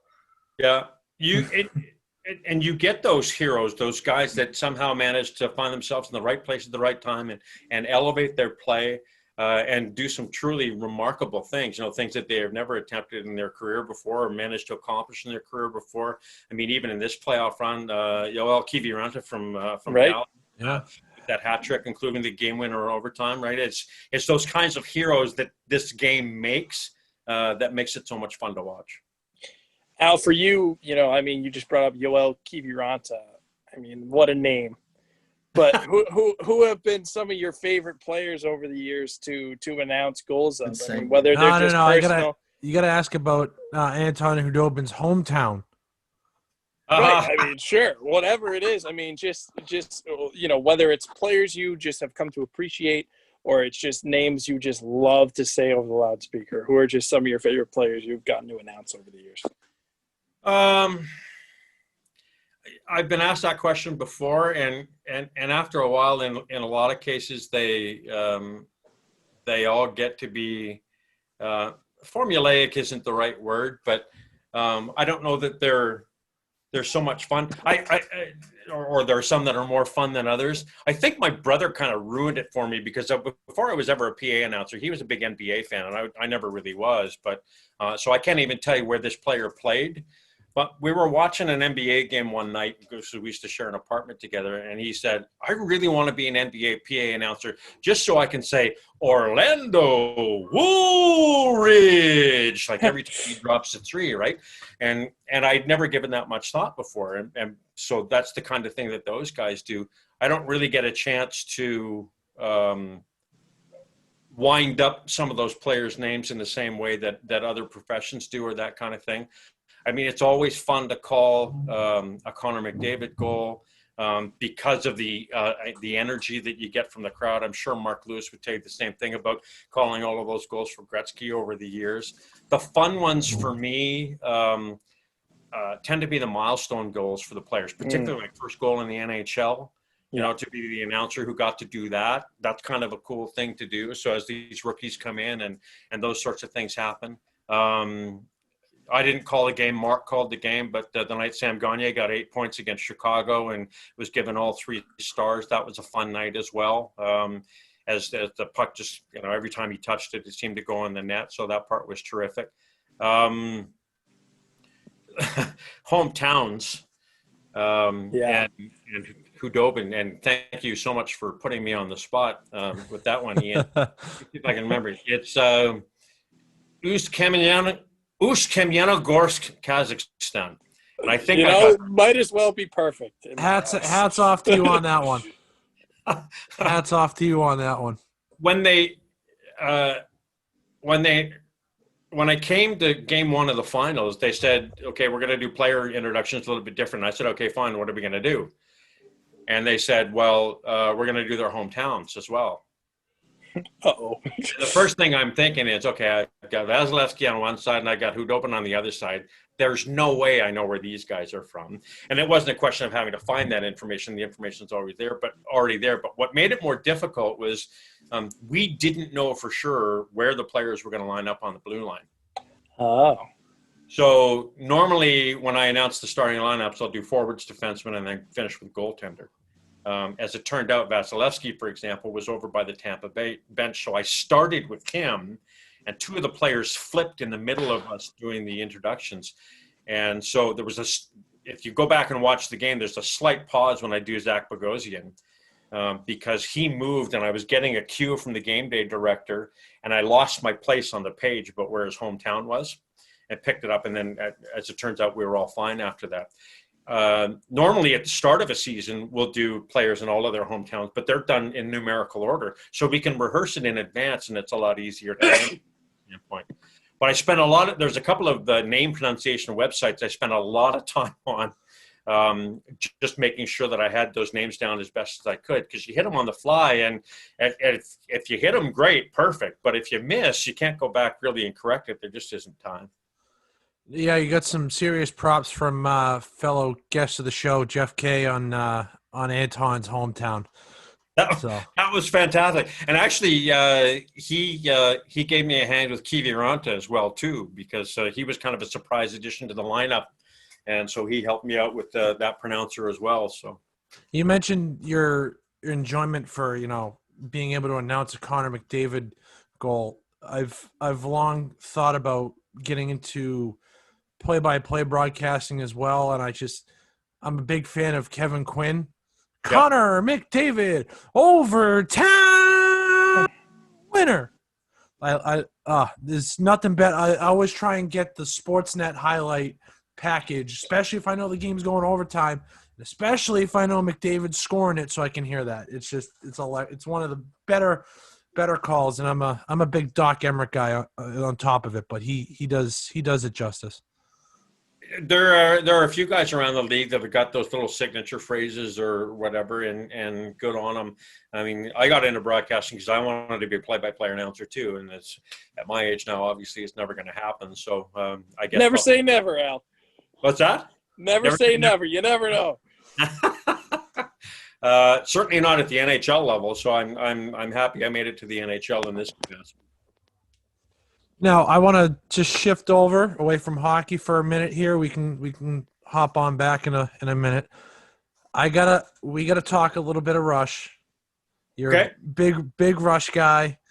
I gotta know what's your favorite album, and what's one song that when you hear it come on in the arena, and I have one, I want to hear yours, that no matter where you are, you always find yourself jamming along to. Well, actually, unfortunately, I don't think Rush gets a lot of love when it comes to much of their catalog in the arenas. So, I mean, I think most DJs or whatever stick primarily to the Moving Pictures record, or perhaps Permanent Waves. Yeah. I've always had a bit of an affinity for Spirit of Radio, in part because I grew up listening to Q107, which is the radio station that the song was actually written about. But on top of that, because I grew up in that area and I was playing in a band at the time, that was actually the first Rush song that we attempted. We had a lead guitar player who could actually do Alex's part justice. So those I'm kind of close to. Having said that, favorite album, 2112. Okay. Without question. Because that's the album that not only broke them, but that's the album where I first really, I think, started to understand what it was that they were trying to do, and kind of got a better sense of them as artists. I really love the Clockwork Angels album. Great piece of work. Yeah. And, again, back to that thematic thing, but the structure's entirely different, and the strings and those sorts of things. So I think those are probably my top two. My go-to song, Cam, you remember what it is? Ian, when Neil Peart had passed away, I do music for the hockey team, and Ian was like, all right, Cam, we need to get Limelight in the rotation. So right after, we do TV timeouts, and we do this first TV timeout, and right after Ian's done, I play Limelight for him. And before games, when you're just trying to fill audio before he does the fans, welcome to J. Tom Waller Rink, I play the Hockey Night in Canada Neil Peart drum version, Yeah. and I lead that right into him. So we have a good dynamic. Yeah, Limelight is my all-time favorite. My all-time favorite tune. And like Cam's, I grew up playing the drums as a little kid, and my dad kind of taught me about Rush and just the unique dynamic that three guys have, and just the sounds and the chemistry that they were able to create was just mind-blowing. And I'll find myself, I'll go into a YouTube wormhole and I'll spend 3 hours watching videos of Neil Peart play the same song over and over and over again, just because I'm simply amazed at the talents that he had behind a kit. It was marvelous out of musician. this world. I tend to gravitate to a couple of the instrumentals. YYZ is a big favorite of mine, and La Villa Strangiato is one of my all-time favorites as well. So for you guys, Connor and Cam, YYZ or YYZ. We use that as an opening. Down here, we have, but it's the airport code for Toronto. That's what it's written about. Them And returning back to the greater Toronto area, if I'm not mistaken, correct? And not only that, but the rhythmic opening is actually the Morse code of YYZ. Yep. Really? That's interesting. Yeah. Those are the small little aspects of music and the creativity that they had. And also, Neil Peart, he was the lyricist. He wrote the lyrics for the band. And now, Al, I mean, you got the axes behind you. I mean, your love for guitar seems to be very strong. I'm going to put you on the spot a little bit here. Okay. Give me a Mount Rushmore of top guitarists all time. Well, Lifeson's got to be up there. Eric Clapton would have to be up there. At least for me, Eric Clapton would have to be up there. I'm a really big fan of Derek Trucks. Okay. I love the slide that he plays. I'm a big fan of Joe Bonamassa. There's a blues guy, and Stevie Ray Vaughan, of course. And another guitar player from Texas, a guy named Eric Johnson, which I'm sure you've heard of as well. Yeah. Those are probably my top 5 or 6. I would. Wow, that was easier than I thought it was going to be. Usually, you ask guys, "Oh, who's your favorite?" and they go, "Oh, well, that's too hard." You freaking nailed it out. Good all right, I listen to an awful lot of guitar. Yeah, I'm going to put you on the spot. You know how to. I hope you know how to play something by Alex. There's a couple of Rush tunes that I play privately. Having said that, and it's tough. It's typically stuff off the earlier records before it got a little bit too complex. There's a lot of Alex stuff that, quite frankly, I can't play. I'm just not good enough, to be honest with you. Well, you don't have the time lately to be able to just sit down and practice for hours on end with all the work at the rink you've been doing. Right. Al wasn't going through quadruple sequential overtimes like Mike was in Toronto. He could have learned a whole new song and all that overtime. No goals, didn't have to say anything. Just got to watch 5 overtimes. No question. But the other reason that I haven't played a lot of Rush in my life simply is because I can't sing like Geddy, and I'm the lead singer in my band. So there's no point doing a Rush tune if you can't play Alex's part or sing like Geddy, because you're just going to look like an idiot. Yeah. Or have a drummer that can just, craft behind a kit like Neil. Yeah, absolutely. What's the go-to song for your band? Well, we gravitate to a fairly heavy rotation of Canadian rock or whatever, things like the Tragically Hip and stuff that we play a lot of. And then, of course, classics, everything from Elvis to Blink-182 or those kinds of things. So it's a fairly eclectic mix. We've got 2 guitars, bass, drums, and keyboards in the band, and then I play saxophone and harmonica as well. So we kind of try to mix things up a little bit, but mostly we're a rock and roll cover band. We do a little bit of country. We've got 3 or 4 Eagles tunes in our repertoire as well, and that kind of thing. But all we're really trying to do is trying to set up a good party atmosphere so people get up on the dance floor and that kind of thing. So some of the stuff that we play is maybe a little old or a little bit hackneyed. I think if I had to play Mustang Sally one more time, or not play it one more time, I'd probably be okay with that. But everybody dances to it. So if they're having fun, that's why we do it. You want to give your band a plug? Band is called Radio Tragedy. There we go. And you can find us on Facebook and you can find us on Twitter if you use that name as well. Unfortunately, we're not gigging these days with what's going on, but hopefully we'll get back to some live performance in the next little while. We did do some acoustic stuff just on the other guitar player's driveway over the course of the summer, and neighbors would drop by and that kind of thing, little small gatherings and stuff, which was kind of fun to do. And it was cool to kind of strip the songs down as well, where we weren't playing with 2 electric guitars and that kind of thing in a more acoustic setting. We didn't have a drum kit. Our drummer was using either a cajon or a djembe or something like that, or some hand percussion or whatever. And it was a fun experiment as well too. But now with the weather changing, we're back indoors. So a good little segue here, going from your personal music to the other night, you got to introduce the Bare Naked Ladies as the anthem singers prior to the start of Game 2. You mentioned on Twitter that you're a big Bare Naked Ladies fan. What was that like? And then also take us through that moment prior to Game 1 when you see Phil, the keeper of the cup, walk out with Lord Stanley in his hands, and he places it on the table at center ice, and it's like, here you go, boys. Was that there for Game 2? Was that there for Game 2? Yeah. No, or was it was? It was okay, there for game. It was there for Game 1. Game 2 was the Bare Naked Ladies anthem. Yeah. Well, to the Bare Naked Ladies, first of all, growing up in Toronto or whatever, because that's where they came from as well. I've always kind of felt a close connection to them. And I got to tell you, about an hour before I hooked up with you guys today or whatever, they retweeted my tweet. No way. Yeah, I thought that Hell was yeah. awesome. Yeah, so that's my little highlight for today. But Game 1, as awesome as it was for the fans to see the Stanley Cup march up, because normally you don't see it until the end. Yeah. Right?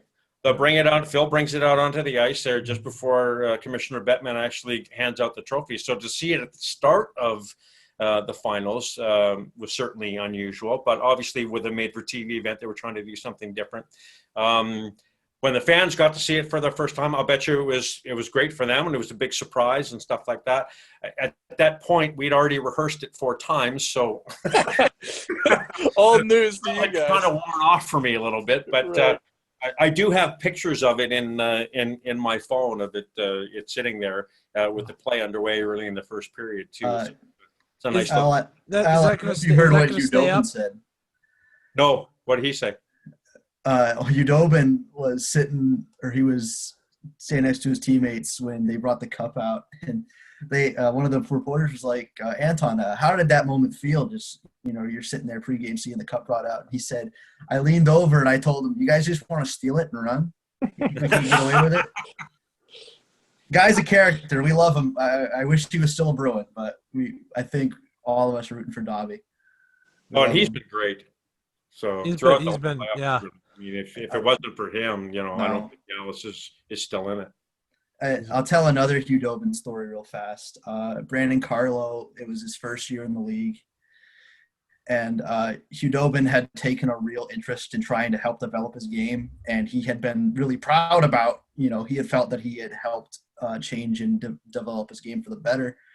And the guy goes and asks Carlo, and he's like, yeah, what did you think of Hugh Dobin giving you coaching tips? And he says, I had no idea what he was saying when he was talking to me. That's funny. That doesn't surprise me either. No. And then he was given golf lessons a week and a half ago when the Stars went to a driving range on one of their days off. He's sitting there, and I believe it's Jamie Benn in the tee box, and he's just sitting there, arms crossed, watching him take a swing, tracking the flight of the ball. And then he's pointing at his feet. It's like, this guy does it all. Many talents. This guy does it all.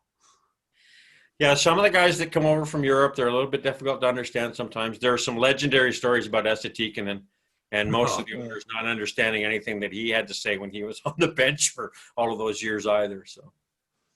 So Connor, you had a question you wanted to ask about goal music here. Yes, so that's we'll throw it to you before we wrap this one up. Oh boy. So one of my favorite Oiler goal songs of all time is Can't Stop the Party by Pitbull. Yeah. Now, I don't know if you have a personal favorite of yours. Is question number one, and then question number two: if you had to pick a goal song for the Oilers, if they came to you and said, "Hey, Al, we're tired of our goal song now. Give us a goal song for next season," what would you choose? I'm probably the worst guy to ask a goal song question to, and here's why. It could be a Rush song. It doesn't have to be good, but hey. Oh, trust me. As I'm giving you this answer, I'm scanning my brain trying to come up with a Rush song that might qualify as a good goal song. Connor. Yes. But having said that, when a goal is scored, the last thing in the world I'm paying any attention to is the goal song. Yeah. Right? My routine is the puck goes in the net. I look for the referee's arm, and I see the referee's arm. Then I look at the clock and I write down the time. Right, and then I try to figure out who scored the goal and if it was deflected or if it went in. And then after that, I'm looking for the primary assist, so that by the time the off-ice officials are ready to feed me that information, I should already have most of it if I'm doing my job well. So I'm not paying attention to what music is being played. in the last 15 years, I can't name one Oilers goal song for you. Right? Wow. That's crazy. I'm not sitting there listening to it while I'm waiting for something else to happen. And that's the time when I'm the busiest. Right. Having said that, a good Rush song that would be a good goal song.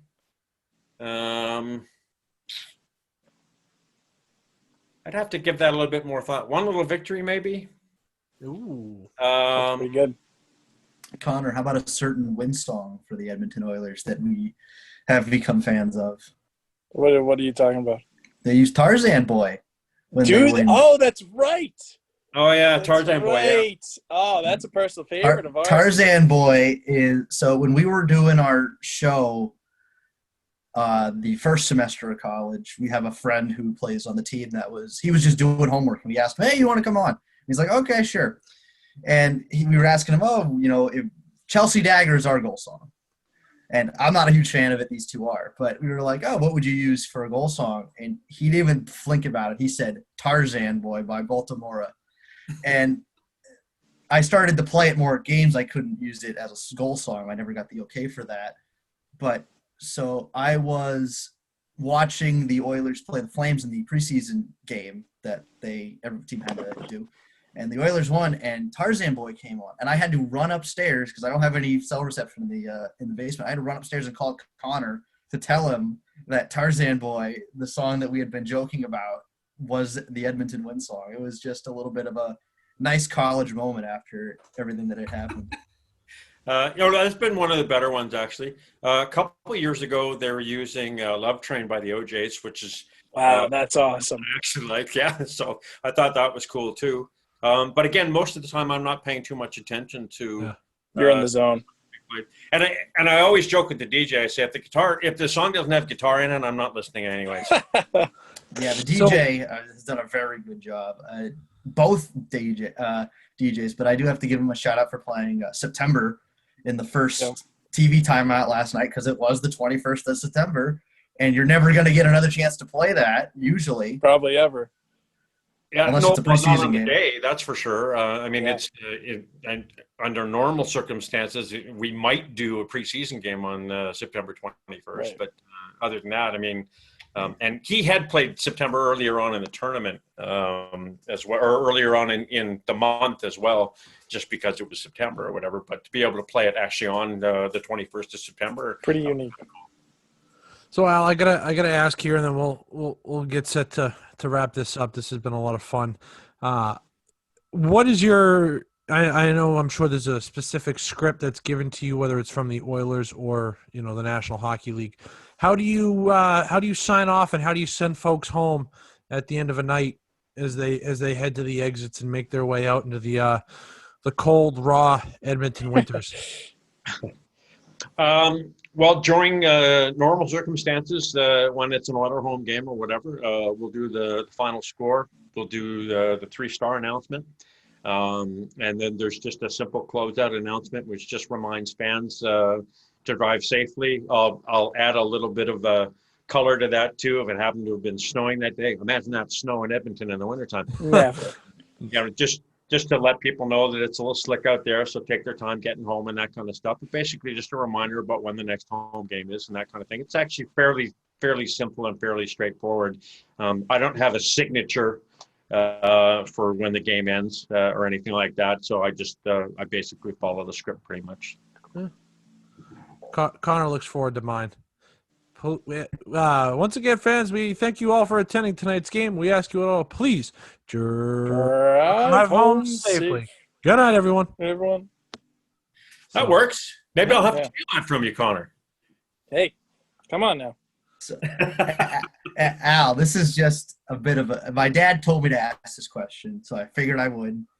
Is there any way you can do a read saying, "Ladies and gentlemen, please listen to Titletown Takes"?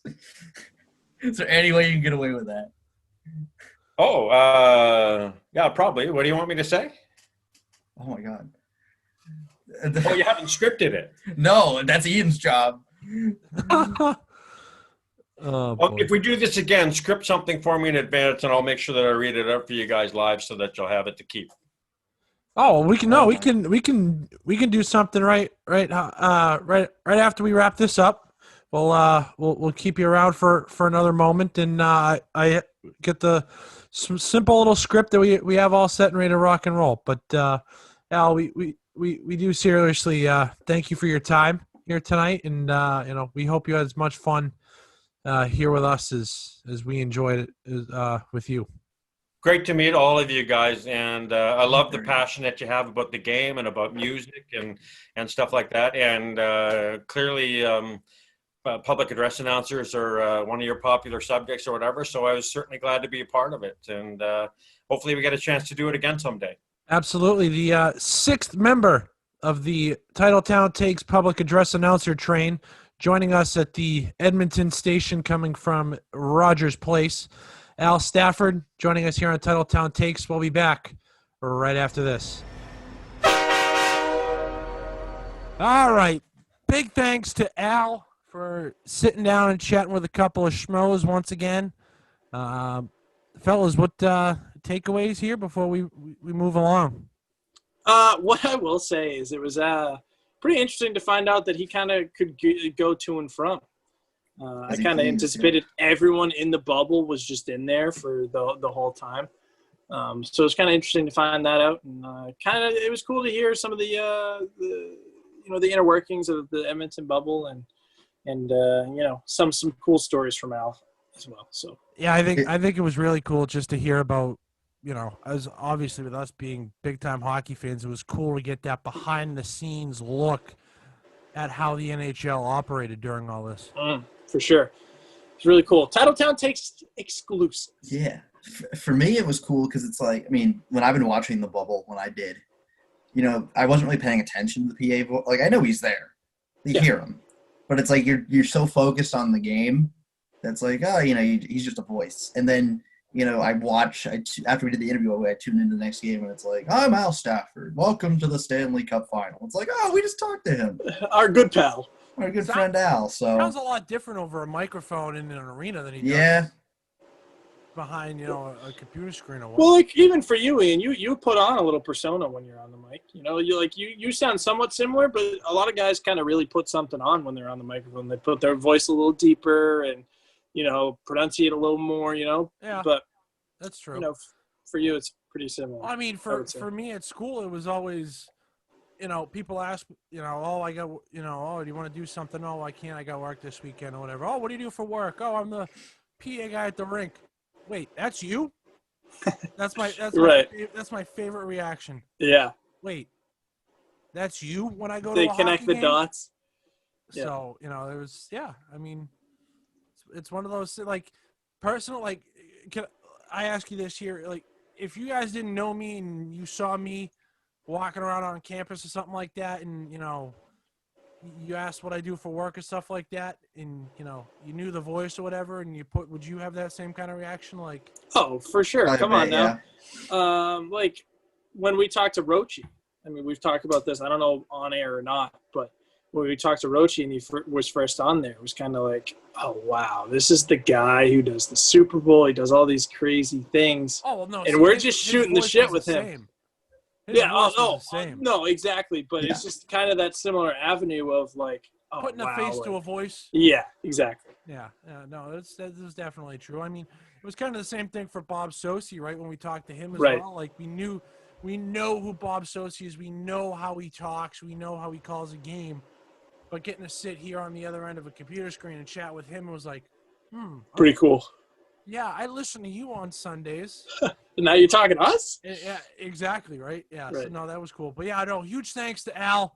That was a lot of fun. Hope you enjoyed it. Yeah. They're here. huh? I love Doc Emmerich. Connor knows this. But I know he's watching on TV and on a delayed feed. They never sped up the delay for him. All playoff, he was watching on a delayed feed. The puck would be in, and then he'd respond 2 seconds later. It was infuriating. That's not on him. That's on NBC. But the fact of the matter is he couldn't be bothered to look at a pronunciation sheet or a lineup sheet and figure out how to say these guys' names. Miro Heiskala, Kivilanta, Kiverlanta. He said Kamano wrong a couple of times. He said Gurionov wrong a few times. He had no problem getting Tampa's names, but that's because he does a lot of Tampa games. And he's playing. Dallas only had one NBC game all year. It was against Tampa, actually, but he didn't even do that game. Like I love Doc, but he's got to know the names. It's his job, to be fair. NBC gets a lot of flack for not. NBC gets a lot of flack, and rightly so, that they don't promote these markets like Nashville, Dallas, these smaller markets. And then they prove themselves completely right in that statement by having their main announcer, the guy who makes the biggest bucks, not know how to say any of the Dallas players' names. It's just it was just a bit infuriating for me. I thought that Kenny Albert should have done the final if it was up to me. Or Forsland. Also, all right, fast tangent, and then we'll talk about the final. Hurricanes, what are you doing firing John Forsland? Why'd you do that? Wait, Why'd you let him go? Yeah, they gave the job to the other guy. Forsland now does recently, a few weeks ago. I didn't hear about this until super recent. Forsland is no longer the Hurricanes regional guy. For what? I don't know. So Seattle, Yeah. you better be giving him a call. Hell, I'd get Jack Edwards out for Forsland if I had the choice. Yeah. I love Jack, but Forsland, he's one of the nicest guys, one of the best announcers. I don't understand why they fired him. if not, And the with best. that, the last link to the Hurricanes publicly for the Canes is gone, or the last link to the Whalers for the Canes is gone. He did Whalers games when they were there. He called the last Whalers game ever. That's gone. The Whalers are officially gone in Carolina lore, other than the throwbacks they wear. So somebody, please, hire John Forsland. Please. All right, there you go. All right, Ian, take it away. All right. Well, like I said, the Tampa Bay Lightning are the 2020 Stanley Cup champions, second Well cup in deserved franchise as well. history. Well deserved. And Connor and Cam, you guys both know that I've said this off air, just in our general conversations. I have long looked at Tampa as the Caps. Hmm. The Caps were always, oh yeah, it's the Caps year. It's the Caps year. Okay, great. Until the Caps freaking win a cup and actually do something, I'm not going to take them seriously. And all we've heard for the last 8 to 10 years is, oh, I think this is finally Tampa's year. Oh, it's Tampa's year. Oh, they got a good team, top to bottom. Oh, goaltending's fantastic. Their decor is a rock. Their offense can score with anybody. Great. Until they make it out of the first round or until they make it to the final and win, I'm not going to take them seriously. Well, they made it to the final and they won. Hats off. There you go. Hats Tampa. off. Hats off. Taking my love for Dallas takes nothing away from Tampa. Braden Point was a machine. Victor Hedman was a machine. Oh, man, Everyone Victor was a Hedman machine. is a workhorse. Bruins should Absolute trade for him. workhorse. I'm surprised he won the Conn Smythe though. I was a bit surprised. Defensemen usually don't. Every Yeah, but defenseman was. He had 10 goals and like 12 assists. So I got 2 facts for you. Every defenseman that's won the Conn Smythe that's retired has made the Hall of Fame. It's a good fact. And He's the first Swedish person to win it too, correct? Is that true? I don't know. I believe he's the first Swede to win it. And in all 3 of Tampa's closeout Stanley Cup Finals games, the winning team has scored 2 goals. 2004 was a 2-1 final against the Flames. In 2015, it was a 2-0 loss to the Hawks. Yep. And then in this year, it was a 2-0 win against the Stars. So, if you're playing Tampa in a closeout game and there's gonna be a winner, 2 goals is the magic number apparently. There we go. So, but let's talk a little bit about the party, fellas. That's been going on down in Tampa. Yep. I mean, obviously, we know how loose Florida has been throughout this whole pandemic. We'll use loose. We'll lose very lightly. Very lightly. How about that? know, Loosely. Videos have surfaced of regular day civilians walking around, drinking out of the cup. No masks. No masks. Pat Maroon apparently wet himself on a boat, and not in a good way. To be fair, it's not like the Bruins. It's not like the Bruins parade where Marchand got off and went to the bathroom, or whoever it was. You're on a boat. You can't just stop the. You're not gonna whoop your Johnny out and just pee into the water. You know what I mean? But on top of that, you know how we had the summer of Ovi? This is going to be the fall of Pat Maroon. Because, Could be. Might as well be. I mean, he won one last year with the Blues, and he won one this year with the Bolts. So, hey, all the power to Rip it up, kid. Rip it up. Rip it up, light it up. The big rig's going to have fun. And, you know. Alexiak didn't win. Yeah, okay. I think he's lost that right. But, yeah, Pat Maroon certainly seems to be enjoying himself. But one thing I do have to say, though, fellas, is one guy I'm really happy for in Tampa is Steven Stamkos. Yeah, I mean, it's not. He's one of those guys like a Bergeron that, like, do any of you guys not like Stamkos? No. Yeah. I've said it on the show before. Stamkos earned my respect the night the Bruins played Tampa in the East Final. Game 7. Yeah. And he took a Johnny Boychuk slap shot to the friggin' chops, and he missed 2 shifts. Yep. So it's a gamer. The fact that he played in a game. He played with a. So what happened was, John Cooper said today, or someone from the Lightning organization said today, he had a hernia. Yep. And he was about to be healthy from the hernia. He played on it, and it re-aggravated it. And that's why he didn't play after that. But you know what? I mean, he played 3 minutes and scored a goal in that time. That's a story. That's storybook moment right there. Pretty good. Can't hate that, man. Nope. Even when he's all banged up, he still get that scoring touch. You don't want to see Stamkos on the puck. No. So, congrats to him. And I bet if he had the choice, he would have won it playing and in better circumstances. Yeah. But, you take him where you can get him. So congrats to Steven Stamkos. So I do have a bone to pick with Tampa Bay Lightning in general, state of Florida. Go ahead. There's no reason to have random people drink out of the – this is a terrible look for the NHL. This is an awful look.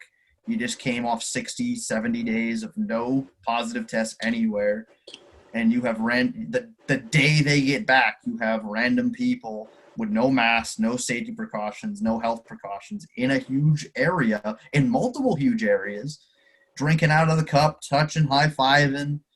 I honestly think Tampa should get fined and get repercussions off this. I don't think they should go lightly, especially if it comes out that people get COVID or die for this. I know it's the COVID Cup and we make jokes, but doesn't mean people should be getting COVID from the cup. It's not worth your life. Yeah. Imagine if one of these players gets it and dies or something. I don't even want to talk about that. But could you, it could happen, man. Look at Freddie. Freddie Freeman thought he was gonna die. Yeah. And a couple other players, Eduardo Rodriguez, Red Sox, he had to get doctor's clearance to walk. Yeah, he to walk. Yeah. Like, it's no joke. Um, And I'll leave it at that. Hang on, Cameron. Good I on do you. just want to follow up on what you said a couple moments ago, Cameron, about Stamkos. I mean, this is a guy that's just battled injuries through a large portion of his career. I mean, I'll never forget watching the game where he just freaking snaps his leg after he gets taken out and he drives into the goalpost. That was unbelievable to watch and just see how that all happened. I mean, he got up in true hockey player fashion. He got up and he tried to skate off, and then he's like, "Oh no, I can't. My leg is just gone." I'll never forget from that game. There's a close up from the Nesson camera, and he is just in tears. Yeah. And I think Hedman or someone is holding his hand or something. It was someone like vice gripping his hand. And I've never felt so bad for a player in my life, because Stamkos is one of the good guys, and he broke his leg, and he's still not the same after that. No. But he never gave up, and you know what? That tells you how much of a gamer he is. Tells you how much he cares about his teammates, himself, the game, the city. He could have left. He could have signed for way more money somewhere else. He chose to stay. And, it says a lot about him. Nothing but good things to say about Stamkos for me. The small nitpick that I have, too, and I know we all had this, was the big swing and a miss the NHL had following the conclusion of the game when Gary Bettman came out to present the cup. Oh. Yeah. Hey, I did my part. I Shout booed out him and to, put it on my Snapchat. That's all I'm saying. Did my part. I'll give a shout out here, Ian, before you continue. Famous Goalhorns on Twitter, Famous Goalhorns on YouTube. He went in, he edited, he put booze over Bettman. You can go watch it, and just Sounds substitute great. just substitute that reality with the actual reality, and we'll be good to go. But I mean, do you think the NHL was realistically going to do that? Come on. Well, he joked about it. Bettman seems like a guy who Bettman is very self-aware, like Goodell is. Yeah, for sure. But I feel like unless he says, "Hey, put this in, boo me," no one's gonna be in that situation to be like, "Hey, let's put in booze to boo the boss of the league." You know what I'm saying? And you know what? I think Bettman deserves a standing ovation. If I had the choice, he did great. He did it. The entire But you NHL can't did cheer great. him. Oh yeah, It's tradition at this point. It goes against the narrative. Right. Boo in public, applaud in private. There you go. Correct. So, but yeah, I mean, Another season down. Yeah, another season in the books. In the pocket, out of sight this season. Took over 365 Good on days the to complete. NHL for actually finishing it. I was listening to Chicklets today, fellas. They put out 90 episodes this year from the start This season? Yeah, whatever, this season, whatever. It's been a full calendar year since the start of the 2019 season. Bonkers. That's crazy. Sorry. So 90 episodes for Chicklets. They were talking about that today. Woof. Yeah, that's a long haul of a season. And now they have a couple of short months to rest up and recoup, and then they're right back at it. But yep, hopefully January 1st, Winter Classic would be game number 1. That's, marketing-wise, I think a great idea. Mm-hmm. But that's why the NHL won't do it. Oh. But, all right. Folks, let's move along. Oh, do you have something, Kim? Nope. Let's move along. We got a bit of another postmortem to do here. Yeah, so. And again, I called it. The Boston Celtics season has come to an end. They lost in Game 6 on Monday night as they fell to... On Sunday night. Was it Sunday night? Sunday night. It was Sunday night. You are, yep. They fell to the Miami Heat, 125 to 113. And yet again, the Celtics found a way to piss themselves in the fourth quarter and absolutely blow a chance at forcing a Game 7. I defended this team again, I mean, I did it with the Bruins. I was wrong there. Did it with the Celtics. I mean, what can I say? I don't know what it goes up to, but we had, a 6-point lead with like 10 minutes left in the fourth quarter? 6-point lead with 9 minutes to go. And with at that point, with 6 minutes to go, it was flipped.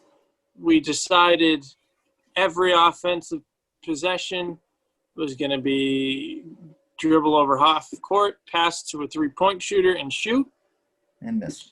And miss. And we did that for 6 minutes. And it's not going to win you any games. 15 of 46 from behind the 3-point line were the Celtics in game. That's not going to beat anybody. 32%. I had an analogy. I don't know if I put it in the chat. I think I did. But the Celtics series reminded me a lot of Bruins Chicago in 2013. Boston went up in game one. They led in game one. They led by 14. Game two, they led by 16. Game three, they won. Game four, they led by 12 at one point, I believe. Game five, they won, and then in game six, they led in the fourth. They could have easily won all 6 games, but they lost 4 of them, and they blew the lead in 2 or 3 of them. And this team just didn't have a killer instinct. They just you knew how Miami was going to be. They're going to beat you with a 3-ball. And they just left the 3-point line open. And, lack of rebounds, lack of a big. I love Robert Williams, but he wasn't getting the rebounds we needed. They weren't playing Cantor really at all. And Tice was in foul trouble every single game. That didn't help. Kemba was in foul trouble in game 6. Marcus was in foul trouble a decent amount. It's a tough pill to swallow, but I said it. I said on the previous episode that I said if the Celtics make it to the final and lose, it won't suck. I'm going to adapt that a little bit. Sure, they lost in the East Final, but I didn't really feel horrible about it. They won 2 rounds after all this stuff had happened. They beat Toronto in a great Game 7 because, of course, you can't lose to Toronto in Game 7. It's like illegal. Yep. I'm proud of the Celtics. Do I wish it went another way? Sure, I do. Do I wish we were playing against the Heat, right? Or do I wish we were playing against the Lakers right now? Sure, especially with the Heat getting all these injuries in Game 1. This series might be a wrap before it even starts. This final series is over. Might as well be. But you know what? We need a big. I said it before. I'll say it again. We need a big. We need Jalen to get more touches. He's the best player. He was the second best player on the floor all series, all playoff. He was the second best player on the floor. Marcus Smart was getting more big shots than him. I know Marcus is a very hot and cold shooter. When he's hot, he knocks him down like nobody's business. But when he's cold, he's cold. And hopefully, not giving a player like Jalen touches is how you're gonna run him out of town potentially. And I'd hate to see that. You guys know I love Jalen. Yes, the season was what it was. It was a fun season to watch, and wish it ended in a different way. So, just flipping over to the finals last night, the Los Angeles Lakers took Game 1, 116-98. And as we already mentioned, this series may as well already be over. Jimmy's hurt. Bam might be hurt. Bam is hurt. He's out for Game 2. Bam's out. Goran Dragic has a torn plantar fascia. He's out. He might play through that. Yeah, right. Good luck. Jeez. Joe Johnson did it once. Damn. And just what was I going to say? Did you guys hear at all what the TV ratings for Game 1 were? No. Game 7. Game 1 of the NBA Finals drew 5.9 million viewers, which is the lowest rated final in, I think, 10 years. Yeah, it's going to be a while. Granted, it's completely different. We're playing the finals in September with no crowd. Yeah. I can see why that wouldn't interest people. But the NBA, even Stanley Cup Final ratings were down, way down. But there's the difference. In the Stanley Cup Final, you get 2 weird locations. You get Tampa, Dallas. I mean, Dallas is a huge market. Maybe not for hockey, but it's a huge market. Tampa, maybe not so much. But this is the L.A. Lakers with LeBron James, and they couldn't get a – and Miami's a huge – Miami loves the Heat. Yeah. Miami loves their basketball, and they only got – they got less than 6 million viewers. With, it was a bit of a surprise to me. So, fellas, I'm looking at some of the numbers here. You want to take a guess at what Tyler Hero's plus-minus was last night? Plus-minus is an irrelevant stat in basketball. I don't care. Minus 34. Minus 35. No shit. Hell yeah. Go me. It's like I work in plus-minus or something. And Tyler Hero's a minus 35. Iguodala minus 25. Jay Crowder minus 21. I hate you, Jay. Jimmy Butler minus 14, Bam Adebayo minus 12. And it's weird because the Heat were up by 15 to start the game. Yeah. And they were up 15 to start the game. At the end of one, they were down 3. Yep. And then they got their skulls bashed in the rest of the night. Yeah, well, they got hurt as the game went on, and the Lakers only got better. It's gonna happen. Anthony Davis dropped 34 points. He was 11 of 21 from the field, 2 of 4 from behind the three-point line. He had 9 rebounds and 5 assists, as well as 3 blocks. LeBron James, 25 points, 13 rebounds, 9 assists, and a steal. Off the bench for the Lakers, Markieff Morris had 8 points. Kyle Kuzma had 3. Rajon Rondo I couldn't had be 7. Marcus Morris. I'd be rooting for the Lakers if they had Marcus Morris. But yeah, the Connor, you were close enough on Tyler Hero one. You want to guess what the lowest minus rating for the Lakers was last night, and who? Lowest was Rajon Rondo with a minus 7. No, it would be Dwight Howard with a minus 2. Woo. Let's go, Dwight. Okay. Yeah. Anthony Davis was plus 23. Danny Green was a plus 21. Markieff Morris was the only minus off the bench last night. I got something. If Dwight Howard wins a championship here, is he a Hall of Famer? No. Yes. I think yes. Dwight was one of the best players in the world for a good span. I think Dwight gets in the Hall of Fame absolutely. Didn't he win MVP in 09? Mm-hmm, he did. He either won MVP or finished runner-up for it. Yeah. I mean, are we electing him into the Hall of Fame just because he's probably the most gullible guy in the NBA? Rings matter, Ian. He's got one. LeBron has proved that. Rings matter. He doesn't have one. LeBron? I'm saying Dwight doesn't have a ring. LeBron does. Yeah. No, I'm saying Dwight. If he gets this, he'd have one. Yeah, he'd have Rings one. matter, man. One ring is all it takes. Haven't you heard Shaq on Inside the NBA? Rings, Ernie. Ernie.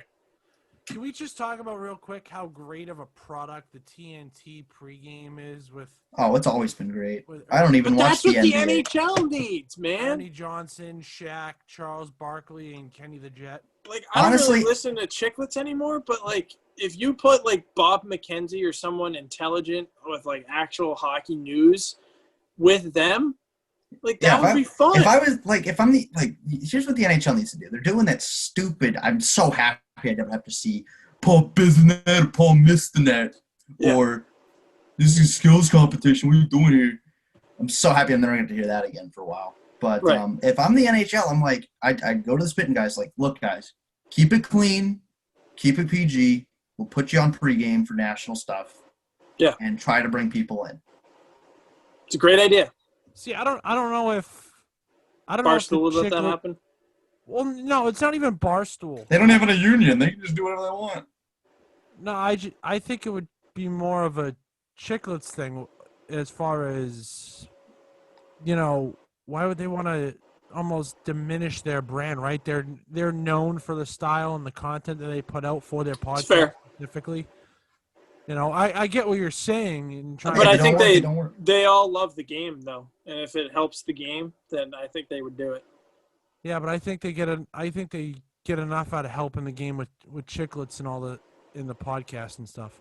Fair enough. and especially all the merchandise too that they have for all the different teams and It's a pipe dream. Yeah, exactly. No, trust me, I would love to see those guys on TV, and I would absolutely sit down and watch every single pregame show that was on with those guys. Exactly. But I like you said, it's a pipe dream, but I don't ever see that happening. Yeah. But all right, fellas, we got one thing left on. No, we got something else. Oh, that's right. Oh, wait, We forgot about Wait, man. So I might be starting to do this thing. Cam's Corner's it's on hiatus for now. Yeah. It's on hiatus. There's not a lot of sports for me to talk about. I don't really care about NASCAR, and you guys don't really care about the Premier League, and I don't really care about the Premier League other than my own team. So Cam's Corner's on the hiatus for now. But I do have a Cam's hypothetical for you. So recently, Brendan Pieri was traded to the Hawks again. From the Knights, and everybody knows about Pieri's unbelievable start to his career, where he had a season where he only had 25 points, but he had 23 goals and 2 assists, something crazy like that. So, fellas, if you were a GM and someone said, "We've created a robot that he doesn't, he's the most elite shooter you could possibly have. He could put a spitball in a soda cap." Okay. But there's one problem. There's no code to make him learn how to pass. Okay. But this robot can put up anywhere from 40 to 60 goals a season, but he won't put up more than 5 assists through the entire season and/or playoffs. How much money would you theoretically pay this person/robot if you were a GM? And these goals can come at any time. Shorthanded, power play, even strength. Dude, you can go first. Me? Yeah. Nice deflection. It was just something that came to mind. Figured I'd ask. Wait, hold on. Run me through the numbers one more time. What is he going to put up? 40 to in 60 between goals. 40 to 60 goals, and he cannot, let's say, more than 15 assists. No, more than 5. He doesn't know how to No pass more at than all. 5. The only assists he will get are on rebound shots. Let's put it that way. Okay. So hit 5. So this guy will miss the net. This guy is the robot can also. He's a good skater. I will pay him. He's a good skater, but he's a good skater, but since he's a robot, he can't throw the body because it'll fall apart if he throws the body.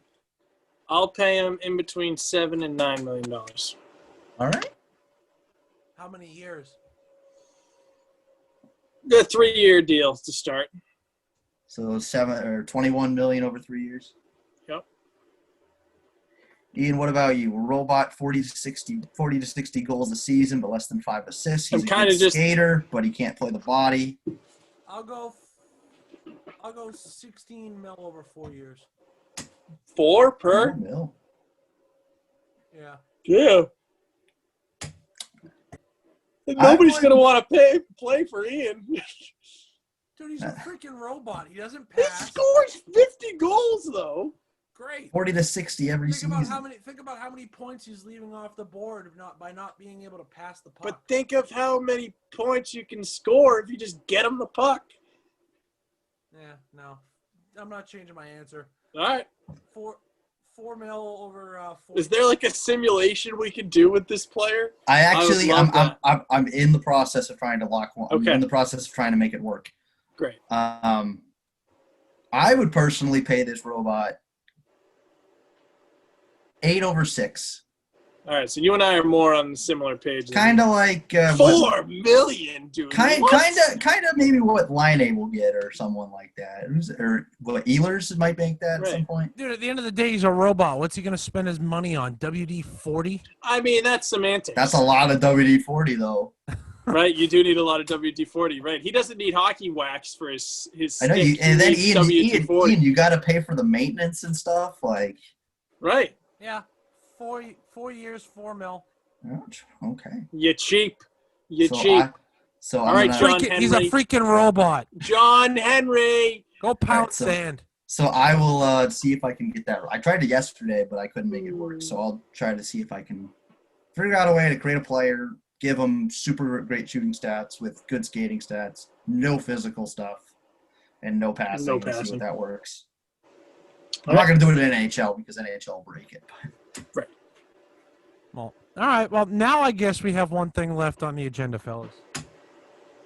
And that means it's time for the Bag of Fun. Bag of Fun. Everybody's ready for the Bag of Fun question of the quarantine. Mr. Powell, what do we got? Okay, Mr. Beauchesne, appreciate the little jingle today. You're welcome. Yeah, Give you a nice little break. Yeah, a little rest. Yeah. Sometimes that's what you need. We need a little reset button. But our Bag of Fun question of the quarantine for episode 40 is: we all know there's these players every now and then that you look at them and you say, they played for that team? What? No. Which player in that